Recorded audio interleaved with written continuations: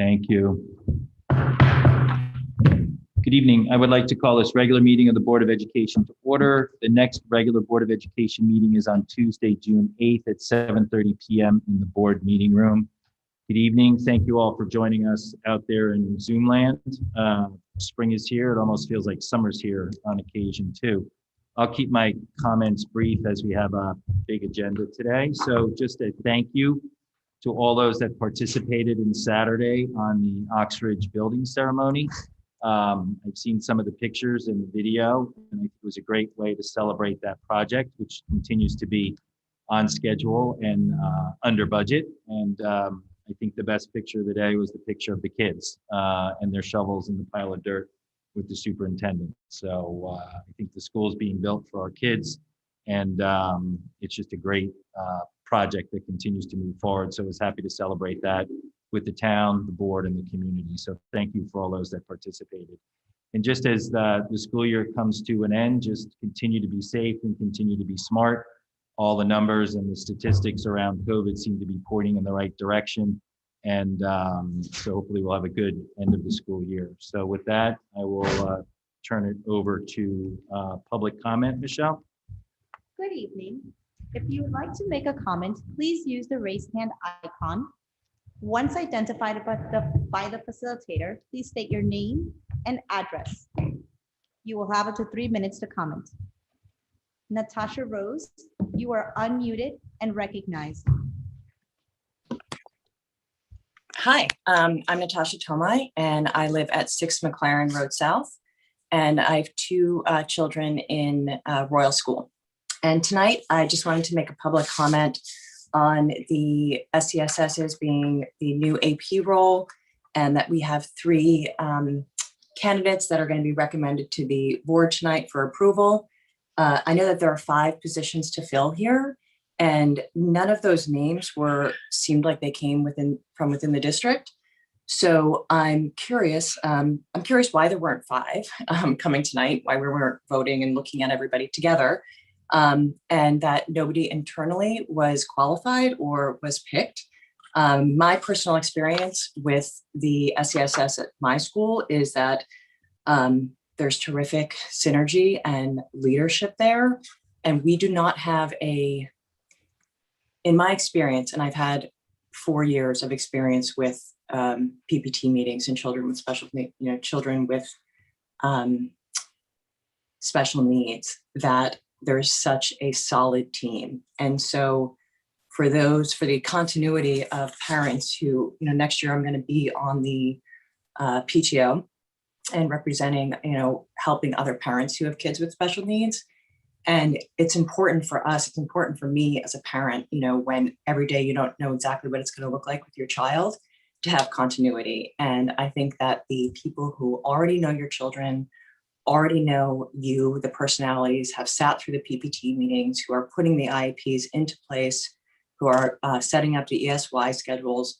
If there are people within the district that are qualified, have the leadership skills, have the support of the people around them, that I'd ask this board to please consider those last 2 positions. And I'll write a letter a little bit more specifically, but I think that, for morale in general, we have a terrific school system, and that the people who are really good should be retained, and that we should show the people who are really good that there are leadership and opportunities to grow within the district, rather than bringing people from without. And that's it. Thanks so much for your time. Thank you, Mrs. Rose, for your comments. Would you Have a ask good her evening. would you ask her to repeat her address? Ms. Tomai, would you repeat your address, please? Oh, Mrs. Rose, could you please repeat your address? Yes, it is 6 McLaren Road South. Thank you so much. Have a good evening. You too.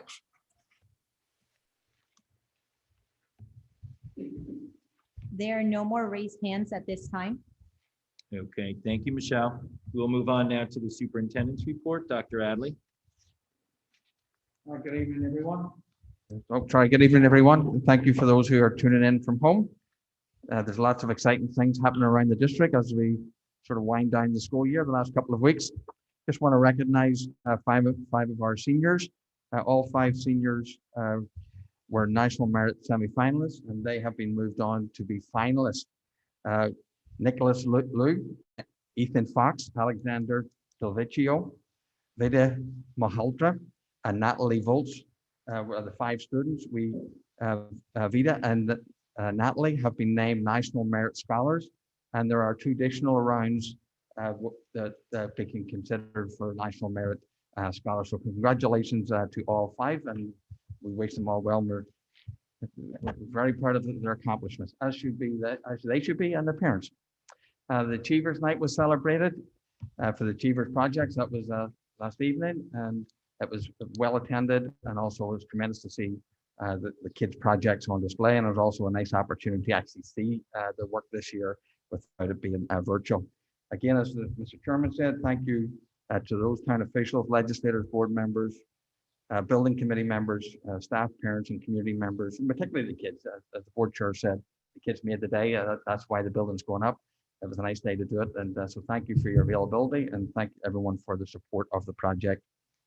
The security grant, we have applied for the round 5 of the security grant issued by the state of Connecticut. I think in round 4, none of our districts, Derogate district, received any funding, but we applied for that, and we'll see how that plays out down the line. The hiring process is well underway, as you know. This evening there are appointments to be made.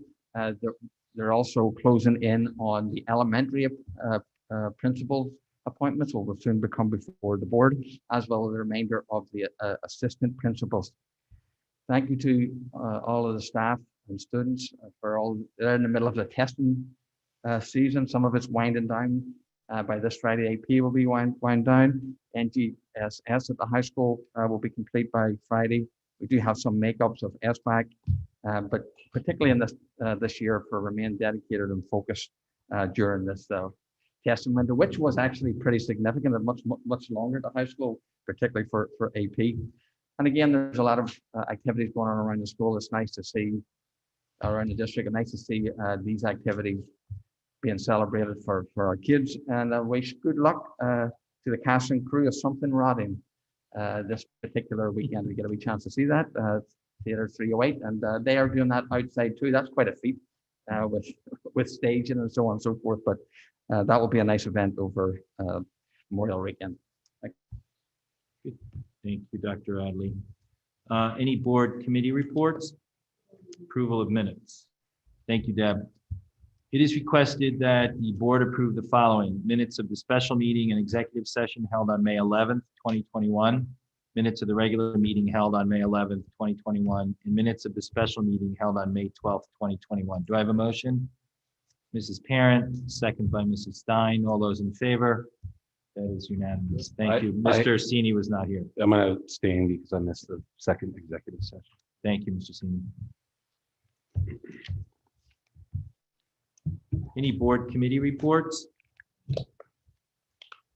Okay, moving on to presentations and discussions. We will move on to appointments, Middlesex Middle School principal and elementary assistant principals. Did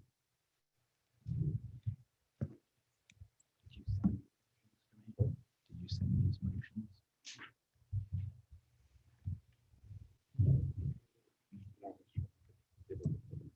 Okay. All right. So I will make a motion. Can I have a motion to approve the appointment of Mrs. Carolyn Rodriguez to the Middlesex Middle School principal role? Mrs. Parent, second by Mr. Sini. All those in favor? That is unanimous. Mrs. Carolyn Rodriguez, I see you there on Zoom. Congratulations to your appointment. We're very excited to have you join the Darien District as the Middlesex Middle School principal. Carolyn, I think can you hear us? I can. Well, okay. Well, you've just been appointed, so congratulations. Carolyn has been 6 years as the assistant principal up at the Lincoln School in Meriden, and her other 18 years have been steeped in middle school background and the teaching and leadership at the middle school level. She's best known for her belief in students and their ability to succeed, and also in supporting teaching and learning for the staff. So she's recognized for exceptional leadership up there. We're delighted to bring her down to Darien. And with that, we offer you our congratulations. I don't know if you want to say a word or two. Just thank you. I'm very excited and honored to work in such an exceptional district, and I am looking forward to working with the incredible staff, students, and families. Thank you very much for the appointment. Mrs. Rodriguez, thank you and welcome aboard. Have a good evening, and we look forward to seeing you in the district. Thank you. Thank you. Next, may I have a motion to appoint Victoria McVeigh as one of the assistant principals that will be within the elementary schools. Mr. Maroney, do I have a second? Mr. Brown, all those in favor? That is unanimous. I'm going to abstain just because I wasn't at that meeting. Okay. That is everyone except Mr. Sini. He's going to abstain. Ms. McVeigh, congratulations on your appointment to the role of assistant principal within the district. Victoria, you there? Yes, I'm here. I can't start my video. Oh, here it is. We can Sorry hear about you. that. Hi. Victoria, welcome and congratulations. That would have been tough if you couldn't start your video because you were in charge of remote learning last year. I know. But congratulations. Victoria comes from Fairfield Ware High School for the last 9 years, where she's been a leader and facilitator of special education. And with that, I offer you our congratulations. If you want to say a word or two to the board. Thank you. Yes, I would love to. First, I'd like to thank the board, Dr. Adley and the cabinet, Ms. Sion, and the building-based interview committee for the opportunity to participate in such an engaging interview process. I'm so excited to join a school community that is so committed to each and every student's success, and I'm thrilled to be part of such an innovative initiative. I look forward to working with all of you and to achieve Darien's district and building goals. And I just want to say thank you for everyone's time, and I'm really looking forward to this opportunity. Thank you very much, Ms. McVeigh. Welcome to Darien and the district, and we look forward to see you in the district. Thank you so much. Great. I will look for a motion to appoint Mrs. Leslie Davis to the role of assistant principal within the elementary schools. Mr. Brown, second by Mr. Maroney. All those in favor? That is everyone with the exception of Mr. Sini will abstain. Thank you. Mrs. Davis, congratulations. Welcome to the Darien School District. We're excited to have you on board. Thank you so much. And again, I echo everything that Victoria said. It was an outstanding process to be a part of. And I'm incredibly excited to be joining Darien Public Schools. And I can't wait to work with the students, staff, and families in the near future. Thank you. Welcome aboard. We look forward to seeing you in the district. Have a great evening. So Thank you. Leslie comes to us just as a wee bit of background, if I may, first, 26 years of instructional improvement as a teacher, and also in charge of elementary program at the elementary level, and obviously with a tremendous background in special education leadership. So Leslie, welcome aboard. Thank you so much, Dr. Adley. Welcome. We look forward to seeing you in the district, as I said. Thank you. You too. Have a good night, everyone. Take care. Next up, we have Mrs. Lindsay Arenheim. May I have a motion to appoint Mrs. Arenheim as an assistant principal within the elementary schools? Mrs. Stein, second by Mr. Brown. All those in favor? That is everyone with the exception of Mr. Sini, who will abstain. Thank you. Congratulations, Mrs. Lindsay Arenheim. Welcome to the Darien School District. We're excited to have you on board. Thank you. I can't see myself, but hopefully you guys can see me. I don't know why my video is not working either, but I just want to say, kind of quote what everyone else said. It's hard to go last, but I'm honored, that you chose me to be a part of this team. And I know that Darien is a district that's known for excellence, and I can't wait to come to your elementary schools and start building those relationships and working with students there. So we're thrilled that you're joining us, Lindsay. Lindsay joins us from the Director of Pupil Services and Special Education up in Plymouth. And for the past 13 years, she has experience as a behavioral therapist, a clinician, and primarily as a school psychologist. So she brings a lot of expertise. And welcome aboard, Lindsay, and congratulations. And thank you. Great. We look forward to seeing you in the district. Thank you. Welcome. Great. Thank you. And I know there will be more to come as the district continues to go through a very rigorous interview process, from my understanding, almost on a daily basis. So we've got a lot of candidates and a great process, as evidenced by the candidates that have become before us and that we've appointed. So welcome to all those folks that are joining the district. We're excited to have you on board. We're excited to see more candidates to round out as the process continues. Thank you. Moving along, Darien Public Schools current update, Dr. Adley. Well, it continues to be encouraging news. Yesterday evening, we had one case. This was as of Friday, as the packet, when the packet was out. So obviously, we do have one case to report from yesterday. That will go out this evening. I have not received any notice of any other cases for this evening. So I just touch on the case metrics, and with the last prior case being April 28th, and no cases in the last month or so for the town. So the pattern is trending and has trended in a very positive direction. The vaccination clinics, I'll let Alicia is here, she can talk about those a little bit. The remote learners have dropped to a level of essentially the people who were remote for the most part. The outdoor masking, I think the board is familiar with that, and the community is familiar with that, working with our health professionals. We felt given the actual trend and given the actual numbers or lack of cases, that we felt that we could go to outside, and also outside without the mask. And it also was just, it's easier to manage also because there's so many outside variations of outdoor masking that is also helpful in that regard. But it's also a very positive milestone that our children and our staff and our parents can be on campus without the mask in this particular case. So we're pleased about that. Certainly some parents have asked me and have communicated around why don't you do it for the schools inside the schools. I do not have an option. It is a requirement by the State Department of Public Health and the State Department of Education to continue the masking, and actually CDC to continue the masking inside. It's not even a recommendation, it's a requirement. So I don't really have that option, even if that was wanted to consider that as an option. But it's good to see students outside, staff outside, events outside.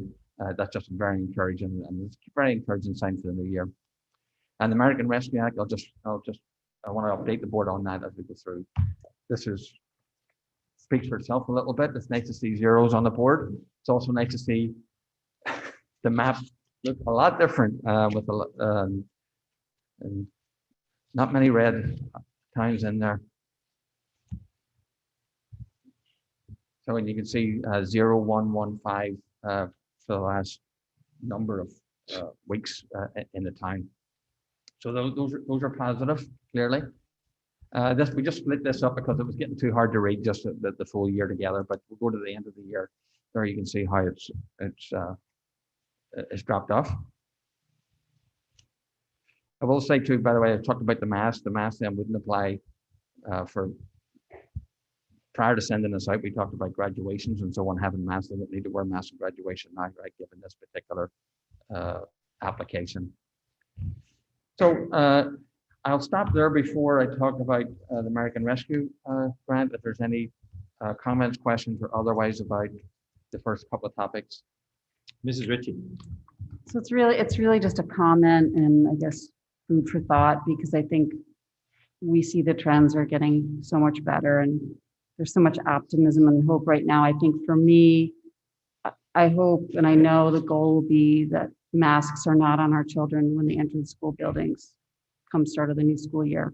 So I think I hope that the guidance will change, and I'm hopeful that if we need to, we can put other mitigation strategies in place to keep our students safe. But I'm just feeling very positive, and I'm hoping the community is feeling positive and things are just moving in the right direction. So it's really just a comment. Thank you, Mrs. Ritchie.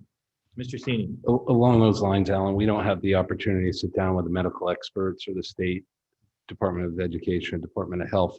What are the metrics that they're looking for to relieve the kids of masks indoors?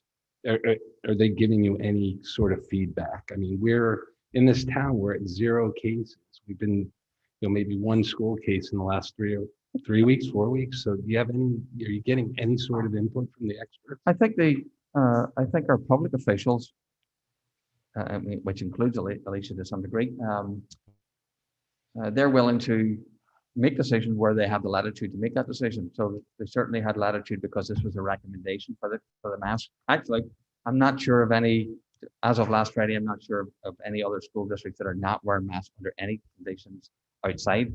So our medical advisors in this case, because of the pattern that we have seen within town, and given this it's so low, thought that it would be, that they felt safe about that. They felt that was a good decision, a reasonable decision, to actually not go along with the recommendation. But the requirement, they're going to have limited option there in terms of, certainly they would have an input into it, but as long as it's a requirement by the State Department of Public Health, and as long as it's a requirement by the State Department of Education, they're not going to have much say in that, to be honest with you. That there's little latitude there. I don't want to be seen to be going against the absolute requirement of the Public Health Department, nor the State Department of Education. I don't think we want to be seen to do that. If there's room for latitude there as we go over the summer, then I think at least our public health officials have looked at each of the situations over the course of the past year, actually, and tried to adapt and be flexible and take a look at the town's metrics. That was the whole reason to do that. I still have a problem overall, though, with the State Department of Education in the sense of this is a local decision, but only under certain situations is it local. But that being said, while it remains a requirement, I don't think they're going to have much flexibility to do anything. And if I could Go ahead, add one Mr. follow-up. Sini. When maybe not our local health experts, but in your conversation with the state, I mean, did they weigh the pros and cons at all at this point, or is They it- are so, I don't want to be disparaging on that. I don't mean, because they're doing what they're the best that they can do and respectfully, but they're still looking at what you want to do for graduation. I know, but they're just steps behind, and that's just the way the bureaucracy works. Mr. Brown. Thank you. I actually had 2 questions for Alicia, if I may. The first is following up on Mr. Sini. Are you hearing anything from the State Department of Public Health in terms of what might change to get the masks off of our kids? Was the first question. And the second, I'll just throw it out. From the 2745 that we had that were contact traced, do we know how many of those actually wound up having COVID? And if you don't have that tonight, I'm hoping we're getting near the end of seeing these numbers, so maybe we can get that later, but that would be the follow-up question. To answer the first one, the State Department of Health hasn't given us any indication as to what it will take for the masks for kids to be removed. So we're just kind of waiting. I think part of the, this is an educated guess on why it's taking so long, is that there are still schools that haven't opened across the country. And so they're trying to, they're working on getting those schools open. And I don't think that the vaccine rates of vaccination in those areas are as high as they are here. I think that we've had quite a bit of success. A lot of parents and kids are interested in getting the vaccine. I think, I just don't think that it's that across the country. And unfortunately, those recommendations are coming from the CDC, and they're looking at the entire country and not looking at small pockets across the country. So I think that's part of it. But they've been very clear that schools have to remain masked. And then as far as the kids that were quarantined and the number of cases from the kids that were quarantined in class, I don't have the exact number. I think I've put that out before, but I think it's under 10.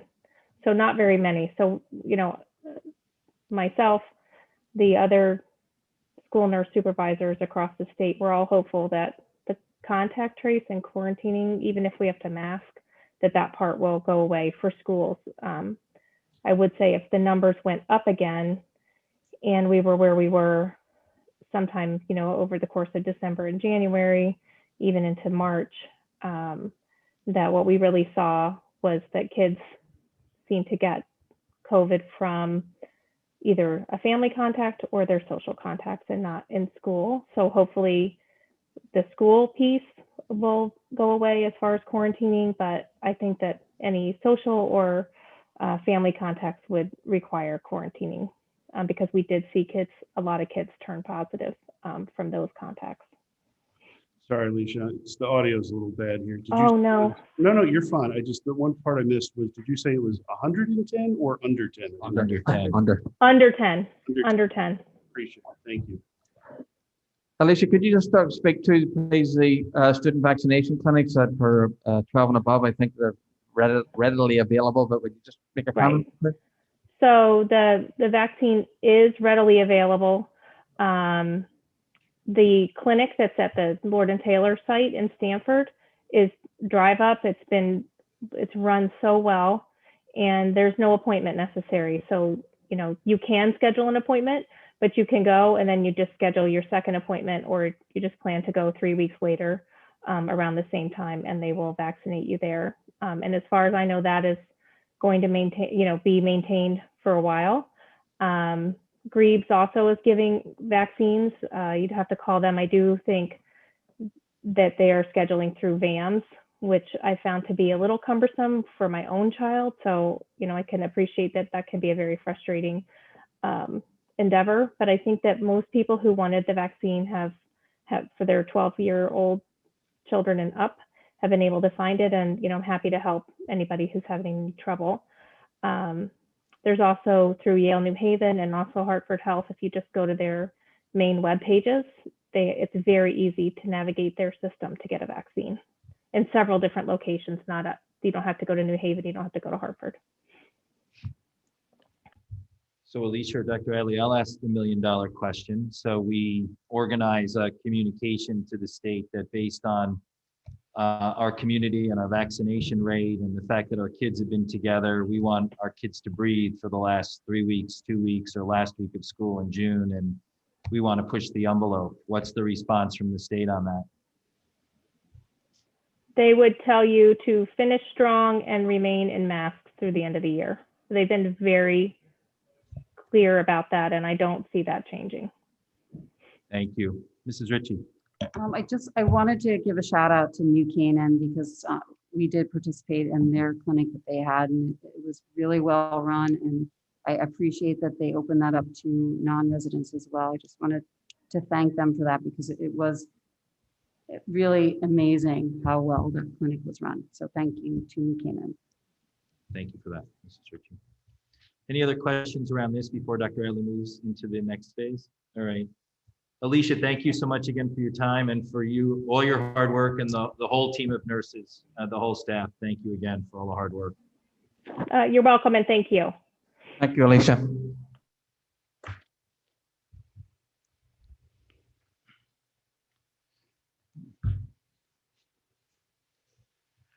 So there is a separate memorandum that accompanies the American Rescue Act. So this sort of is the next iteration or the next sort of level of discussion. I will share that the reopening plan is sort of the State Department of Education is not necessarily requiring, at least they haven't said so, a reopening plan, but the American Rescue Act requires the reopening plan, so it's one and the same. Again, I'm looking at this reopening plan just as a piece of information to the board as being as short as I can make it, in the sense of we're open as normal as we can.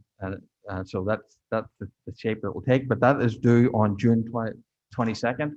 It needs to be posted on the website. That's really the requirement. And that the plan for spending for the American Rescue Act is due in August. So this is the discussion we're having now. So you should also know that there's required stakeholder feedback about the plan. It's very loosely described what required stakeholder feedback actually means. This is one of the this qualifies as a requirement, as do the meetings with the administration, as do meetings with teachers, and parents have an opportunity to participate. So I would be looking at the processes we're using right now as a definition of how we're doing stakeholder feedback, and that's other people would like to extend it in any other capacity. but I feel that this is where we get the stakeholder actual feedback. So a couple of things that have changed here. I'm happy to discuss any of the issues or any of the topics. So since our last discussion, there's an additional 1.0 special education teacher at the high school, and that is new information. And I can say, having reviewed that additional FTE, that is definitely recovery orientated. I think any further description about it would be too prescriptive, in all honesty. But this is a new one, and I feel very confident of putting it under the recovery services and the need to put it under the recovery services. We did add. That's for the high school, you said? Yes, that's for the high school. Yes. We did add in also ventilation. So this is one of the areas for the reopening of the school. As you remember, there was a key discussion for reopening this past year, and so this allows us to do an off-scheduled sort of review of the ventilation system and maintenance of the ventilation system. Administratively, we felt that this was an important addition, both actually just for the climate of the actual building itself, to be seen to be using it for that particular purpose, to do an extra maintenance. Other than that, the topics that were on topic for the last discussion that we had, they remain on here. I'm happy to have a further discussion of them. All of these are really 1 year. There really is no more money left. By the way that this is designed, there is no more money to like roll over for year 2 and 3 and 4, just the way currently we have this down. So again, I'm happy to have discussions about it and have the board's input in terms of where you might. Did you want to go through the slide with the dollars and cents and then open it up for conversation? That actually is what I have been doing. Apologies, I've just been looking at those are the categories right up there. Michelle, could you pull up please the dollars and cents chart, the memorandum, please? If you wouldn't mind. Can I just ask a 30,000-foot question? Sure. Because this is new to me. Does the board need to vote on how we are spending this, or is this up to the administration? And there's not a vote requirement. What's required here is stakeholder feedback. Great. So if we decide we don't like something, too bad, right? Basically. No. I don't mean I don't mean to be flippant about it, but okay. No, we've got these funds to use, and how we collectively feel as if you may recall that we decided to try and use this with a view of we're going to open as normal as possible, and use the funds to support our students and staff. So, all right, I'll open it up now to board questions and comments. Mrs. Achman. So if we're using all of the grant money in this year and you're saying these are for recovery, do you anticipate eliminating these FTEs at the end of the next fiscal year? For the most part, yes, but that would not preclude something remaining. I've also sort of indicated or flagged a little bit that the high school was going to be considering for the following year in the budget, but it would have to come through. It just would have to stand alone as a budgetary item. So something like a special education teacher, how is it that do we anticipate that we are exiting a certain number of kids out of special ed after a year? I mean, how do we plan for saying at the end of the year, we anticipate this role not existing? Well, I mean, if that continues as a requirement, that would have to come through still. I mean, that would still have to be part of our budget. If that requirement for that particular position, if there wasn't offset somewhere in some way, if that remained in there. So same with the elementary literacy interventionist. Do you anticipate that only being a 1-year position Yes. at this point? And you don't anticipate needing them in the following year? There's been no discussion of having those in the following year. Mrs. Parent. Is that something that could be done instead of an FTE position? Is that something that can be done on a consultant basis? Are you talking about The literacy interventions? I don't see that because these are most highly qualified teachers, support and instruction with our youngest students. So I wouldn't be looking for consultants. I wouldn't be looking for fire professionals. I would be looking to use it with our most qualified teachers. Can I follow up to that then? Won't it be hard to get someone to take a job that is a one-year job then? But yes, potentially. Yeah. I mean, just to be realistic, I mean, if we're saying it's a one-year job, maybe Mrs. Parent has a good idea about a consultant. It's something I would look at. Thank you, Mrs. Stein. Mrs. Ritchie. So I'm going to put my SMB hat on because it's always there anyway. It's just been my experience that when FTEs get added, I know that we're saying they're not going to be ongoing, but it's very difficult to reduce headcount. I hope that we can, but from a financial perspective, I'm just concerned that these are going to be potentially ongoing costs, and they may need to be because we don't know where students are going to be in a year from now. I'm just a little concerned as well because we talked about COVID expenses during the budget process, but we did not hear about any of these potential costs. So I'd like to know what has changed over the last couple months that we now need. Well, it's really 5.5 FTEs if you include the campus monitors. And the other thing that concerns me is I don't see anything in here for math. So we're really focused on reading and literacy, but we don't have any concerns about math. So I'll just talk. Oh, sorry. I'll just talk in general terms. We didn't have $1 million to utilize. So when that came along, we made a decision, a big picture decision of not put it towards completely plexiglass and COVID related. So we have an opportunity to use funds to support children. I wouldn't have been asking for these in the budget per se. We have an opportunity of $1 million to do something. I think that we should use it to support children as best as we can. And that's the only reason why it comes on the table. I would say that we're not going to lose where the FTEs are, like in tracking. That's not going to happen. And I would never say that would never come back to a budget process. Like if we need something, you're going to want me to come back to the budget process and put it on the table. So that's what we would do. But other than that, we're not going to lose track of it. But it's an opportunity, and this is our best recommendation at the moment as to how we might use the fund. So could you just, to that point and to some of the questions that have been around the table, if you look at the one FTE, the high school special ed teacher. So, as you've gone through the end of the year process, as more kids have come back to school, you've had more interactions with parents. So clearly there's a need, there's a tick up in PPTs, IEPs. So I guess my concern is we're solving for a year, but who's to say that those are going to drop off after a year? And so that's why, I also get concerned as to it being, we spent the money in the first year and we're done. So then it almost seems that you'll be coming back for FTEs because a lot of times these services don't just disappear after a year, as we get into understanding the students and their needs. So a little color around that. So you're not going to for instance, the elementary literacy interventionist.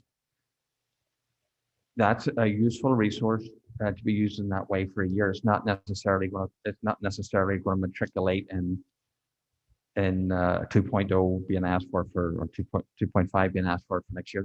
That's currently not on it. But listen, I'm not going to rule something out either. Like, I mean, if I need something and if this sparks something, then or the need is identified, I would bring it back. But there's at this point, other than if there's special education that needs to continue, that would need to continue, right? But there's no intent at this point to, other than the things that I've flagged for personnel, and I would flag the school psychologist because that has been flagged, was flagged this year, not through the board process, but at the administrative level when looking at the budget to potentially ask that for the following year. So I'm not sure what else I can say in the sense of I'm not trying to set something up that's going to result in additional FTEs. Shirley, I see you sort of. Dr. Adler, if I may just respond to Mr. Deneen and Ms. Hockman's question about special ed. So the stimulus for this request really is, and to your point also, Ms. Ritchie, is after March. So to give you an idea of the drivers of this and the stimulus are, from our articulation meetings that start around March, there have been increased requests for certain sections in the high school. And it also impacts our Excel program. So it's both for the supplemental and specialized.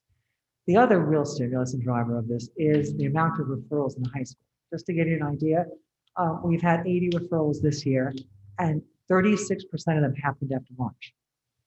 So I can't really answer the question of what will it look like next year until I see what the outcome is for this year.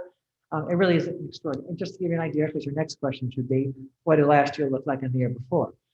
Last year was about 51 students, the year before 54 students, but we usually average in the 50s.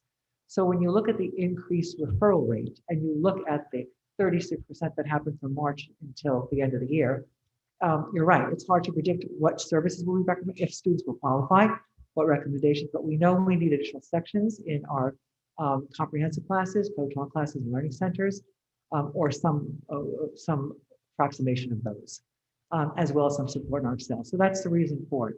I certainly will keep monitoring this and come back to you once we see what next year looks like to see if it is, if it is a result of additional services required because of the pandemic, or if there is a different etiology to it.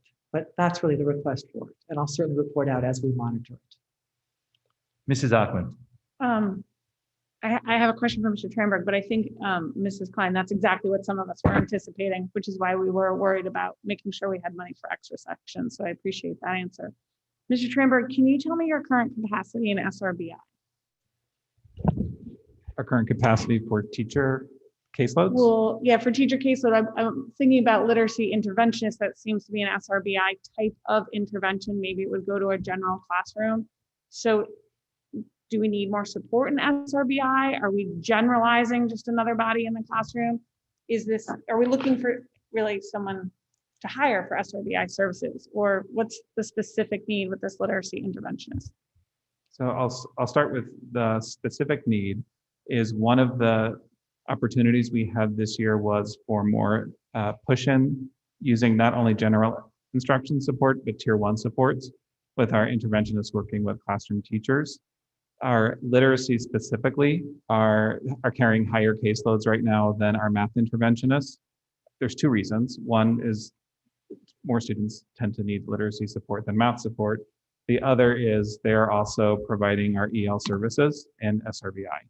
So those people do have more than one responsibility in who they carry on their caseload. With our goal for next year being acceleration and focusing on grade level standards, things that we're anticipating is we have more instructional minutes because we are going to be able to extend our literacy blocks in reading and writing. And as I'm talking to teachers in our transition meetings working toward the end of the year, I'm ending each meeting with what is something that your receiving teachers need to know about students that you weren't necessarily able to prepare them or practice as you have in the past. And one of those things is how students confer and interact with each other. And for our primary students, take turns. And when we have highly qualified people in the classrooms to do that and do some of that small group work, that's the best case scenario to make sure we can focus on those accelerating standards and not need more students in intervention, so to speak, but to use interventionists to provide more of that push-in and tier 1 support for general instruction. Okay, so I would say my concern around this, but and I know I've been raising it each meeting, is that what I want to make sure is that when we're budgeting as a financial body, we're evening out our budgets so that people can expect things, and we're not saying, no, we don't need sections, no, we don't need more classes, no, if there was an administrative request for a psychologist, we never saw it, so we couldn't approve it. We put it into a grant, which is a great windfall. No one knew we'd have $1 million. And then next year, all of a sudden we have a spike in our budget because we're bringing in FTEs. So I think everyone, but certainly speaking myself, wants to provide for children. No one here is arguing the need to provide for children. I think what we're looking is what's the best way to finance that so that it's predictable and helpful to our taxpayers. Yeah, if I were to flag just the 5-year thing that we've started to do, well, we've been doing that, right? But I've been using that, trying to use that as a look ahead. If you look at last year, we took a wee step beyond the prior year to sort of like can you flag things as going forward? At this point, this discussion wasn't on the table. So that document, I would be trying to flag if there were personnel or other significant things that we needed in the budget to try and sort of plan as we go forward a little bit. But yes, I hear you. Yeah. Thank you, Mrs. Ackman. Mr. Brown? Hi, thank you. Sorry, for Rich, actually, just trying to understand the scope of the grant and how it's drafted. So I see it's about $1,025,000, and then 200 of that has to go for this special one-time COVID event for remediation, because we did have a unique one-time event we all hope last year. So that 200 just goes to this one-off thing that only is happening once. But the other 800, I guess what I'm trying to figure out is I'm looking at the buckets here for building safe and healthy schools. And these don't look like things that are necessarily going to be spent in a year or done in a year or one time. Can you talk about how broad that building safe schools definition is? What would be included in that as proposed or as the grant's been laid out? So the only specifics is that 20% threshold to address learning loss. Everything else is rather broad in terms of what you can utilize it for. So for like healthy and safe buildings, it could be capital projects, it could be facility improvements, it could be maintenance, it could be PPEs. It could really be a variety of things. The technology bucket is the same. It could be devices. It could be infrastructure. It really is rather broad. It's just that 20% that's very specific. So I guess the follow-up to that would be of the $820,000 that we have. If I want to spend say 300,000 on some sort of infrastructure or other changes or improvements that affected building safety or healthy schools, that would be something I could do using this grant money, correct? Yes. Thank you. Thank you, Mr. Brown. Mr. Sini? Yeah, I just wanted to 50,000 feet. I mean, as late as February, we were talking about maybe $1.2 million, $1.3 million in additional expenses related to COVID and how fluid this situation and how quickly it changed. So, ask administration to look out to fiscal year 23 right now.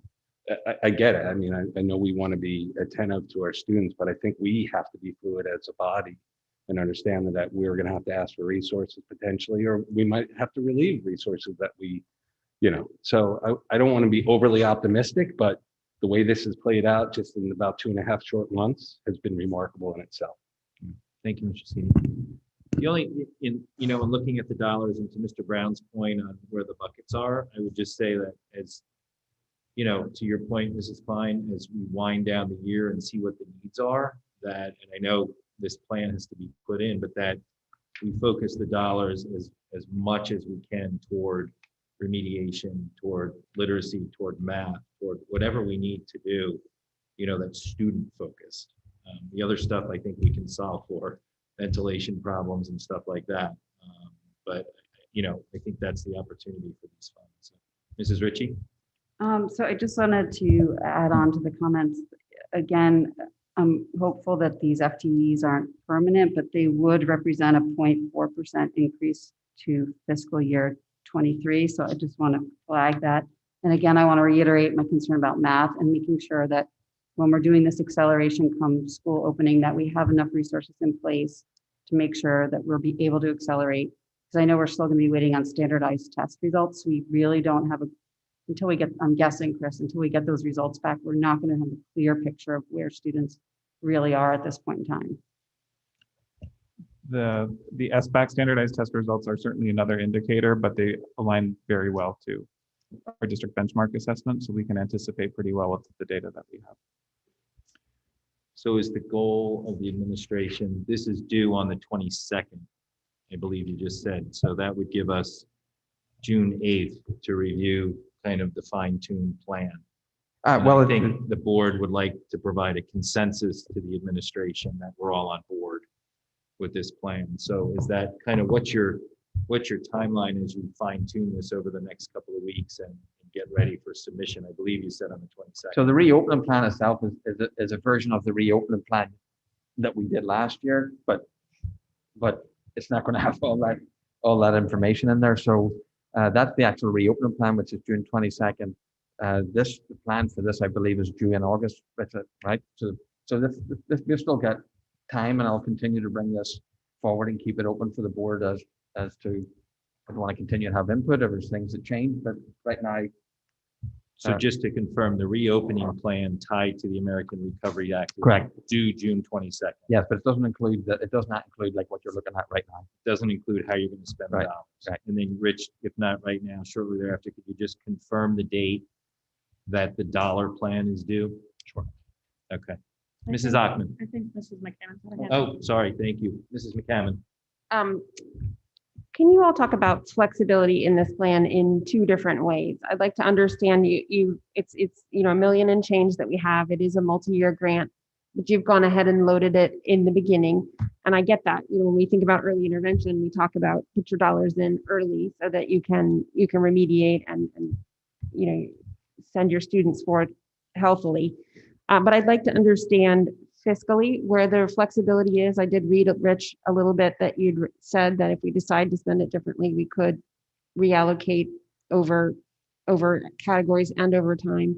And I'd like to understand the educational flexibility that is or isn't in the plan. How much sort of give and take have you built in here? I can read it a little bit, and I see you're trying to build some of it's infrastructural, so that you can increase capacity, but I'd like to just hear from you. And I'd also surely like to understand how much capacity is in the special ed number, or if that's really more actual based. Let's work our way down. Yeah. Sure. So what's been indicated is every 6 months, you can kind of like refresh the grant. So for example, if we do submit these FTEs and they're hired either lower or less than what that estimate is, you would refresh that grant for the use of funds for that balance. If at some point maybe we decide we don't need certain recovery services or the ventilation system is less than expected, you would refresh that amount and then you would have to apply that balance to something else within those 5 buckets.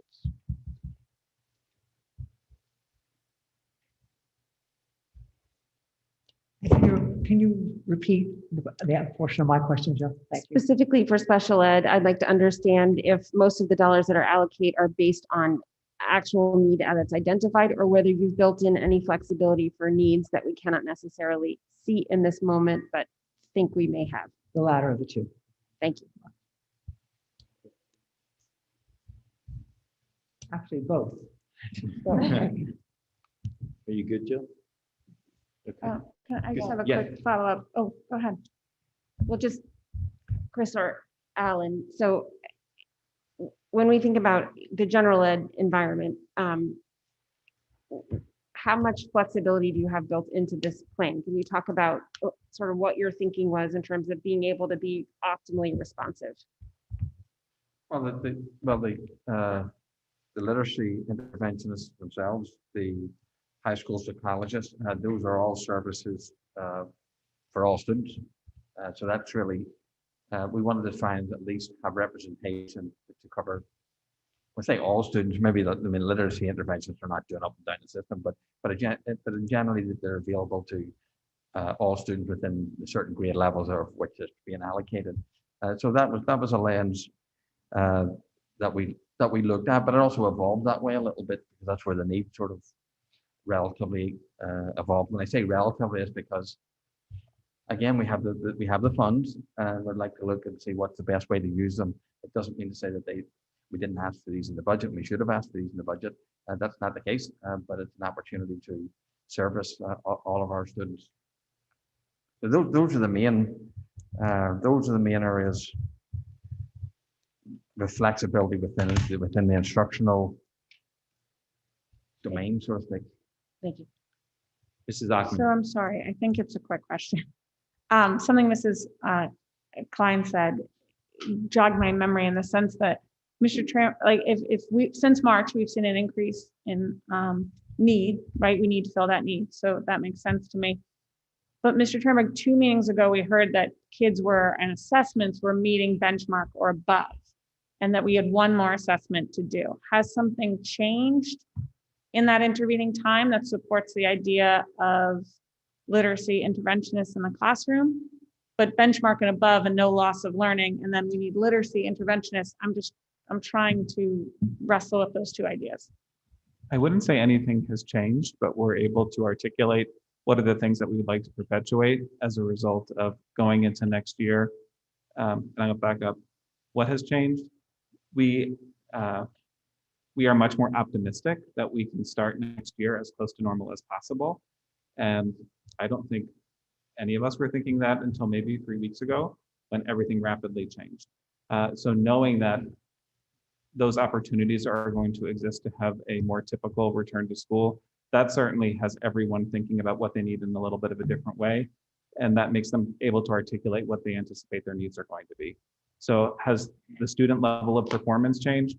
No, but has what we want to provide students, are we able to think about that a little bit differently and more creatively?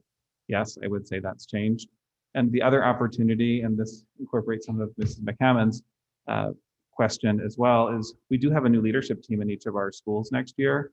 And the opportunity to have 2 literacy interventionists to support SRBI, as we're reframing that structure, I think can only be helpful in that first year of how we're operating. If that makes any sense. Thank you. Thank you, Mrs. Ockman. Thank you, Mr. Turnbull. Any other further questions around this? Okay. Mr. Chair, Yes. just as I said before the meeting, I have a family. commitment. Yes, I have to go. understood. Thank you. Thank you, Sorry Mrs. about Ockman. Enjoy your graduation. that. Thank you. Sorry, everybody. Okay. So, Mr. Chairman, we'll just Yes. keep that, we'll just keep this coming back to the board for input. Okay. Thank you. Okay.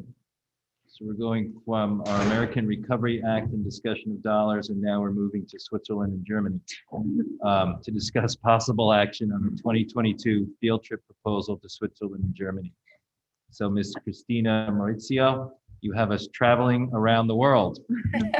Hi. How Hi, are you? everyone. Good to see you again, and good to see these exciting trips. And thank you for all the hard work you're putting behind it. I hear there's quite a buzz around the potential of these trips. There trips. is, So there thank you is. for the work behind it. Thank you, Christina. Very much appreciated. And the floor is yours. Let's take a wee trip to Germany and Switzerland. Go ahead. Yes. So I prepared a presentation that's very similar to the one that I presented for our language immersion trip to Spain. So you'll notice that it looks a bit different because the information is a little bit different, but the format is the same. So there are some slides that I will be able to skip through because the information is the same, but I'm happy to go back to it once we go through questions. I know you all have a really long meeting tonight, so I'll be as brief yet thorough as possible. We appreciate that. Thank you very much. We're excited, and you did such a great job the last time. So to your point, if you hit the highlights and let us ask our questions, we'll keep it moving. Thank you. Okay. Oops, I got ahead of myself. No. Okay, there we go. Thank you. Good evening, members of the Board of Education, Dr. Adley, Mr. Tramberg, and members of our community. My name is Christina Vasquez Mauricio, and I am Chair of World Languages for grades 6 through 12 for the Darien Public Schools. Thank you very much for welcoming me back to your meeting this evening, and I am here to present Phase 2 of the Global Education and International Travel Program at Darien High School.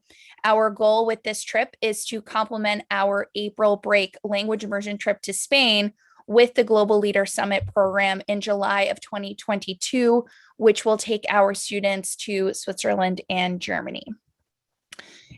Tonight, I will give a brief overview of how we have developed this phase of our program with our students in mind. I will share some more information about our partnership with Education First, also known as EF, and recall for you their policies of how we will keep our students safe while abroad. I will also review our trip itinerary highlights, information about accommodations and meals, and we'll share what is included in the price of the trip and take questions. You'll notice, as I mentioned, that the format of the presentation is very similar to the first one, with some minor changes to reflect the Global Leader Summit programming. The desire to include this phase of the program arose when we conducted our original interest survey last December. In addition to language immersion, we also gave students and families the opportunity to provide feedback on leadership opportunities. EF's Global Leader Summit is what I consider to be the crown jewel of EF's program offerings because it gives students 3 experiences in one: the opportunity to travel throughout a part of the world conducting academic research, convene in a summit with students that have been traveling all over the world, and present that research to others in real time. We also wanted to offer these two experiences to families early so that they could decide which trip was most interesting to their family and also spread those payments over time.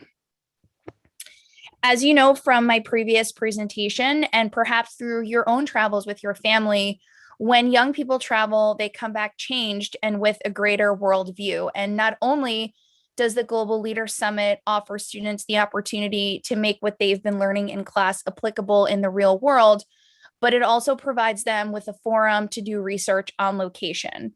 I will talk more about what this means when I go over the itinerary in a few slides. For our trip to Switzerland and Germany, we have also partnered with Education First, which I introduced to you when I presented Spain. They are the world leader in educational travel. And these, again, are some of the locations here in Connecticut that they've worked with, some schools in Connecticut that they've worked with to bring this programming to their school community.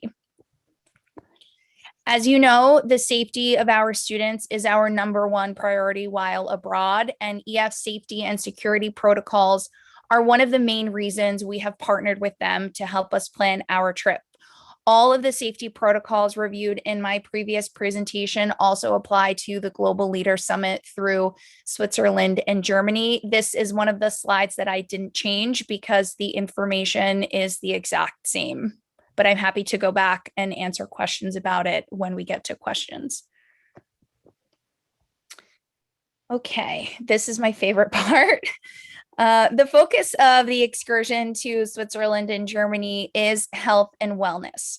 The Global Leader Summit is more than just a leadership summit. It is a week-long sojourn through Switzerland, where students will be spending a lot of time outdoors, exploring and researching how sports, adventure activities, and time in nature affect the human body, our brains, and set us up for a lifetime of health.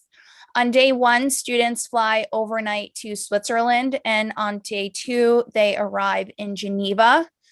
On day 3, they spend most of the day in Geneva and will have a private tour of the European Union headquarters, which I think is so amazing. And on day 4, on days 4 and 5, they will travel through Interlaken and the Swiss Alps. On day 6 and 7, they will be in Lucerne. And then on days 8 and 9 and 10 and 11, students continue on to the summit itself in Germany, where they will spend an additional 2 days exploring Berlin and 2 days attending the summit. At the summit, students will meet up with other students their age that have been traveling through other parts of the world on their own research trips and present their findings. There will be many keynote speakers who are leaders in the health and wellness space that students will have the opportunity to meet in addition to presenting their own research. If the Global Leader Summit sounds very business-like, I promise it is not. Because there will be a health and wellness research focus to the trip, most of the time students will be outdoors exploring the beautiful landscape of the Swiss Alps, and also getting time to see some of the highlights of this region, particularly in the cities in Switzerland and in obviously Berlin, where the summit is. There are a lot of hands-on sports and wellness research activities. It's all project-based learning. As I mentioned, there's a private tour of the European Union headquarters, a zip line over Grindelwald First. They hike up Mount Rigi and visit the mineral baths, and they also visit the International Red Cross and study global health initiatives. And eventually, once they get to Berlin, they'll visit the Brandenburg Gate and the Berlin Wall, and then attend the Leadership Summit at the very end, where they will engage in international team building activities with other students their age that have been doing their own research throughout other parts of the world. The accommodations on this trip are very similar. They're all centrally located in safe areas. They meet high standards for safety, quality, and cleanliness. This again is one of the slides that I did not change because the standards for EF's accommodations for students are the same on the Global Leader Summit as well as on the language immersion trip through Spain. And last, but certainly not least, this is a breakdown of everything that is included in the cost of the trip and what is not. You'll notice that this trip is to 2 places.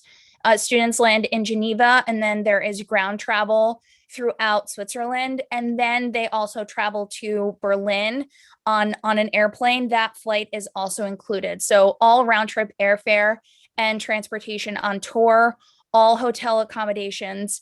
Our EF tour director that I mentioned during my first presentation, the person that meets us on location and travels with us until we board the plane on the way home. We have one of those individuals that will be with us on this trip as well, 24 hours a day, 7 days a week. That's also included in the trip. All educational programming, guided tours, activities, excursions, as well as the keynote speakers, both at the European Union and at the Red Cross and the Global Leader Summit in Berlin. Breakfast and dinner, the EF Traveler Support Team, the project-based learning program to help with the students' research project, the customizable tour donation page, which is also available with the language immersion trip, and the Uncommon App College Essay Toolkit that also is available with the language immersion trip.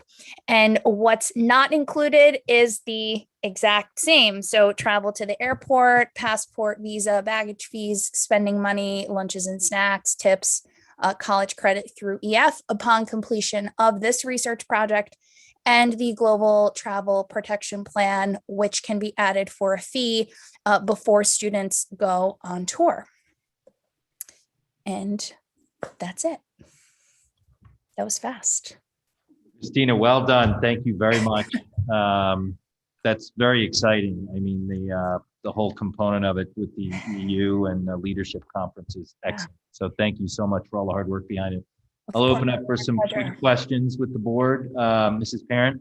Thank you. Christina, thank you for this. This is really exciting. And if you need a chaperone, I'm happy to. I'm curious, is there a student cap on how many students can do this? What grades is this open to? Do you have people signed up already?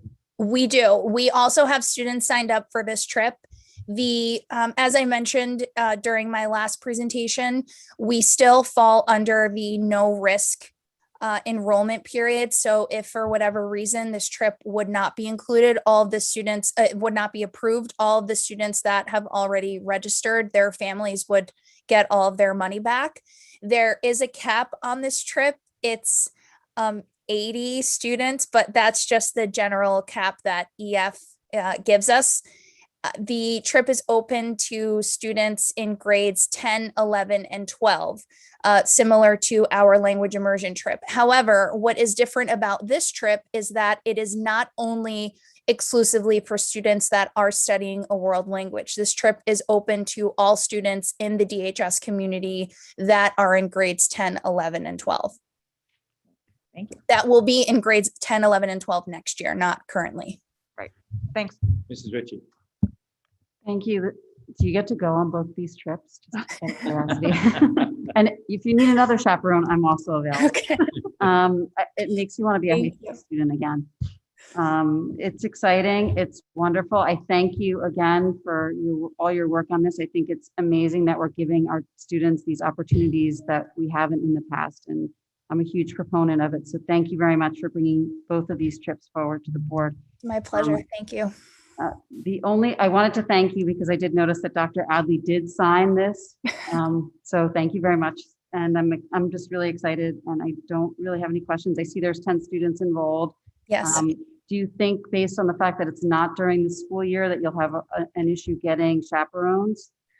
I'm not sure. It could go either way. Again, the list of people that are interested in going keeps growing. So I don't believe we will have an issue with chaperones. This trip also occurs early in the It occurs early in the summer, early to mid-July.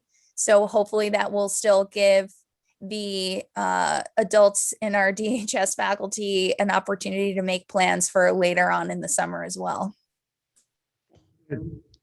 Thank you. Mr. Maroney. Just a question about the summit in Germany. Is it in German? Is it translated into English? What is the primary language?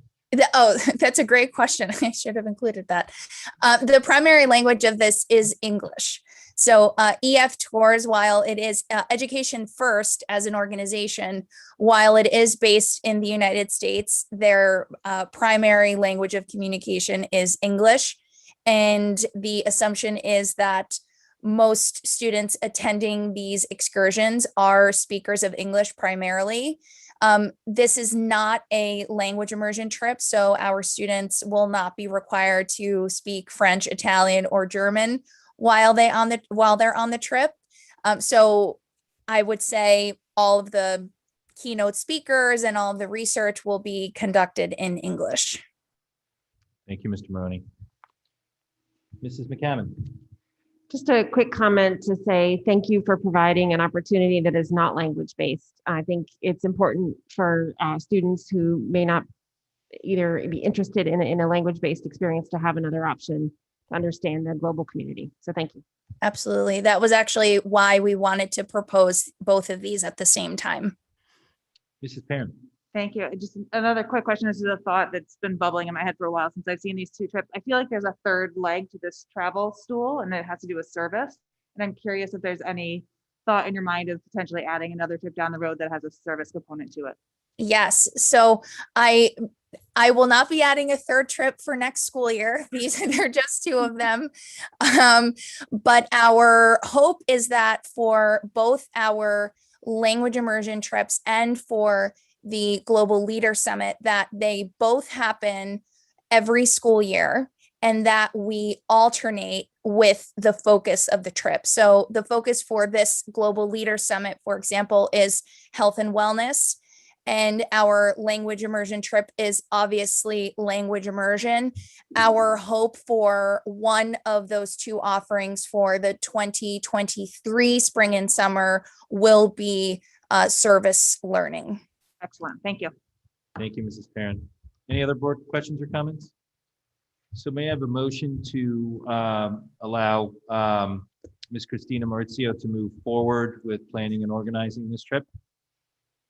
Mr. Sini, second by Mr. Roney. All those in favor? That is unanimous, minus Mrs. Zachman, who had to leave. Great. Thank you again. Congratulations. Thank you, Christina. We look forward to future updates and more trips. Thank you. Have a good Thank evening. you. Thank you so much. Thank you. All right, we're going to keep moving along on to the presentation and discussion on proposed district technology plan 2021-2024. Mr. Christopher Tranberg and Dr. Joan McGettigan and Dr. Adley. Yes, good evening. I'm pleased this evening to be able to share the technology plan. This was a request that came from the board and it was scheduled for this time of year. Some time ago, the state required plans that went away, and it's not necessarily common practice for districts to have such a comprehensive plan. So I want to recognize the work of our curriculum director, our director of technology, our director of informational technology. They've done a wonderful job putting this together. And I think you'll see as we go through, there's some highlights of this that are in advance of what actually might be expected from the State Department of Education moving forward. And we're well ahead of the game. So with that, it's our intention to walk through as quickly as possible the plan, what's involved in the plan and how to interpret it. And we'll look forward to having a wee discussion. With that, I'll turn over to Chris. Great, thank you. Thank you, everyone. It's our pleasure to present this plan to you tonight. The first thing you'll notice is it's titled the Future Ready Technology Plan. The reason for that is it is based on the Future Ready Technology Framework that is presented by Future Ready Schools. Future Ready Schools is an international organization that is partnered with just about every professional organization you can name in education, including the American Institute of Research.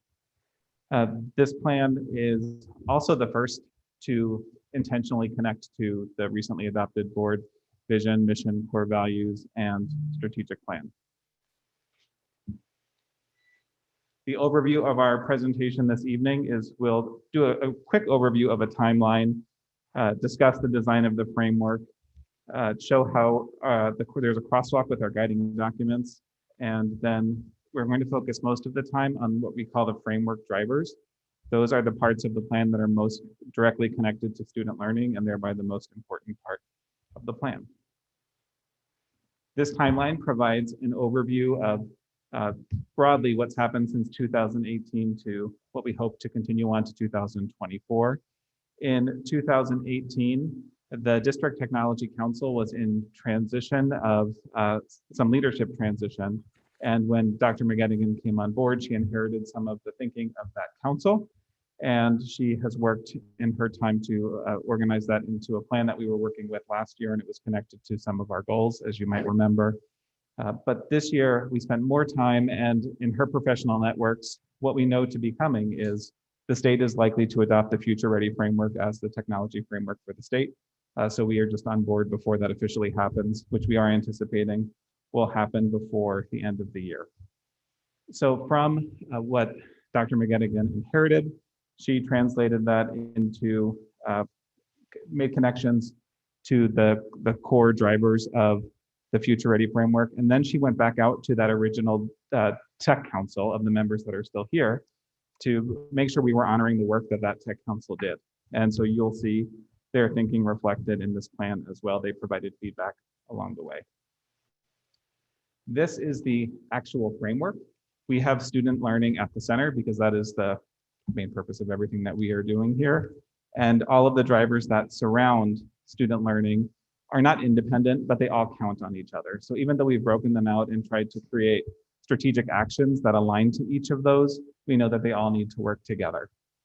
One of the pieces that is different with our Future Ready framework compared to the Future Ready Schools framework is a theory of action.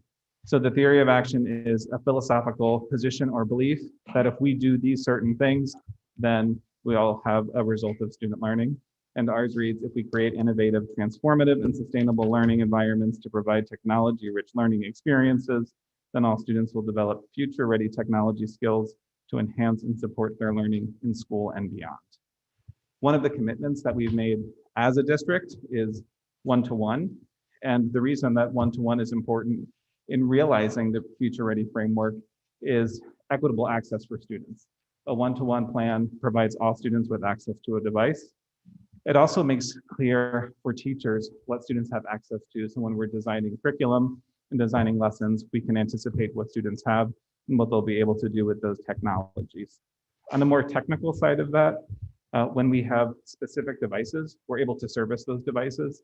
If we have a plan like a bring your own device, we cannot provide support for those devices, which becomes more important with the fourth reason, that as we are using these devices for testing, we have to be able to put secure browsers on those devices, and we don't have the right to do that to student devices. The next ring after the theory of action is just a cycle of strategic cycle of planning that we would go through with vision setting, planning, implementation, assessing, and then always refining to inform the vision. And collaborative leadership is the outer ring, which speaks to all of the teams, and you'll see cross-functional teams appear throughout the plan. And that refers to every single team and the relationship between those teams across the district.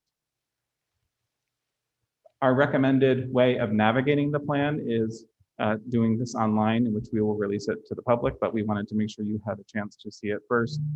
There are three main components to it. I'll start in the middle, the goals and actions aligning to the strategic plan. So they are referenced throughout the rest of the presentation on where you can find them in the written plan. To support that, we have video messages from student and staff, as well as samples of student work. And that's in response to the questions and feedback we've heard from the board over the past year of, well, what is the technology actually used for and what is it doing?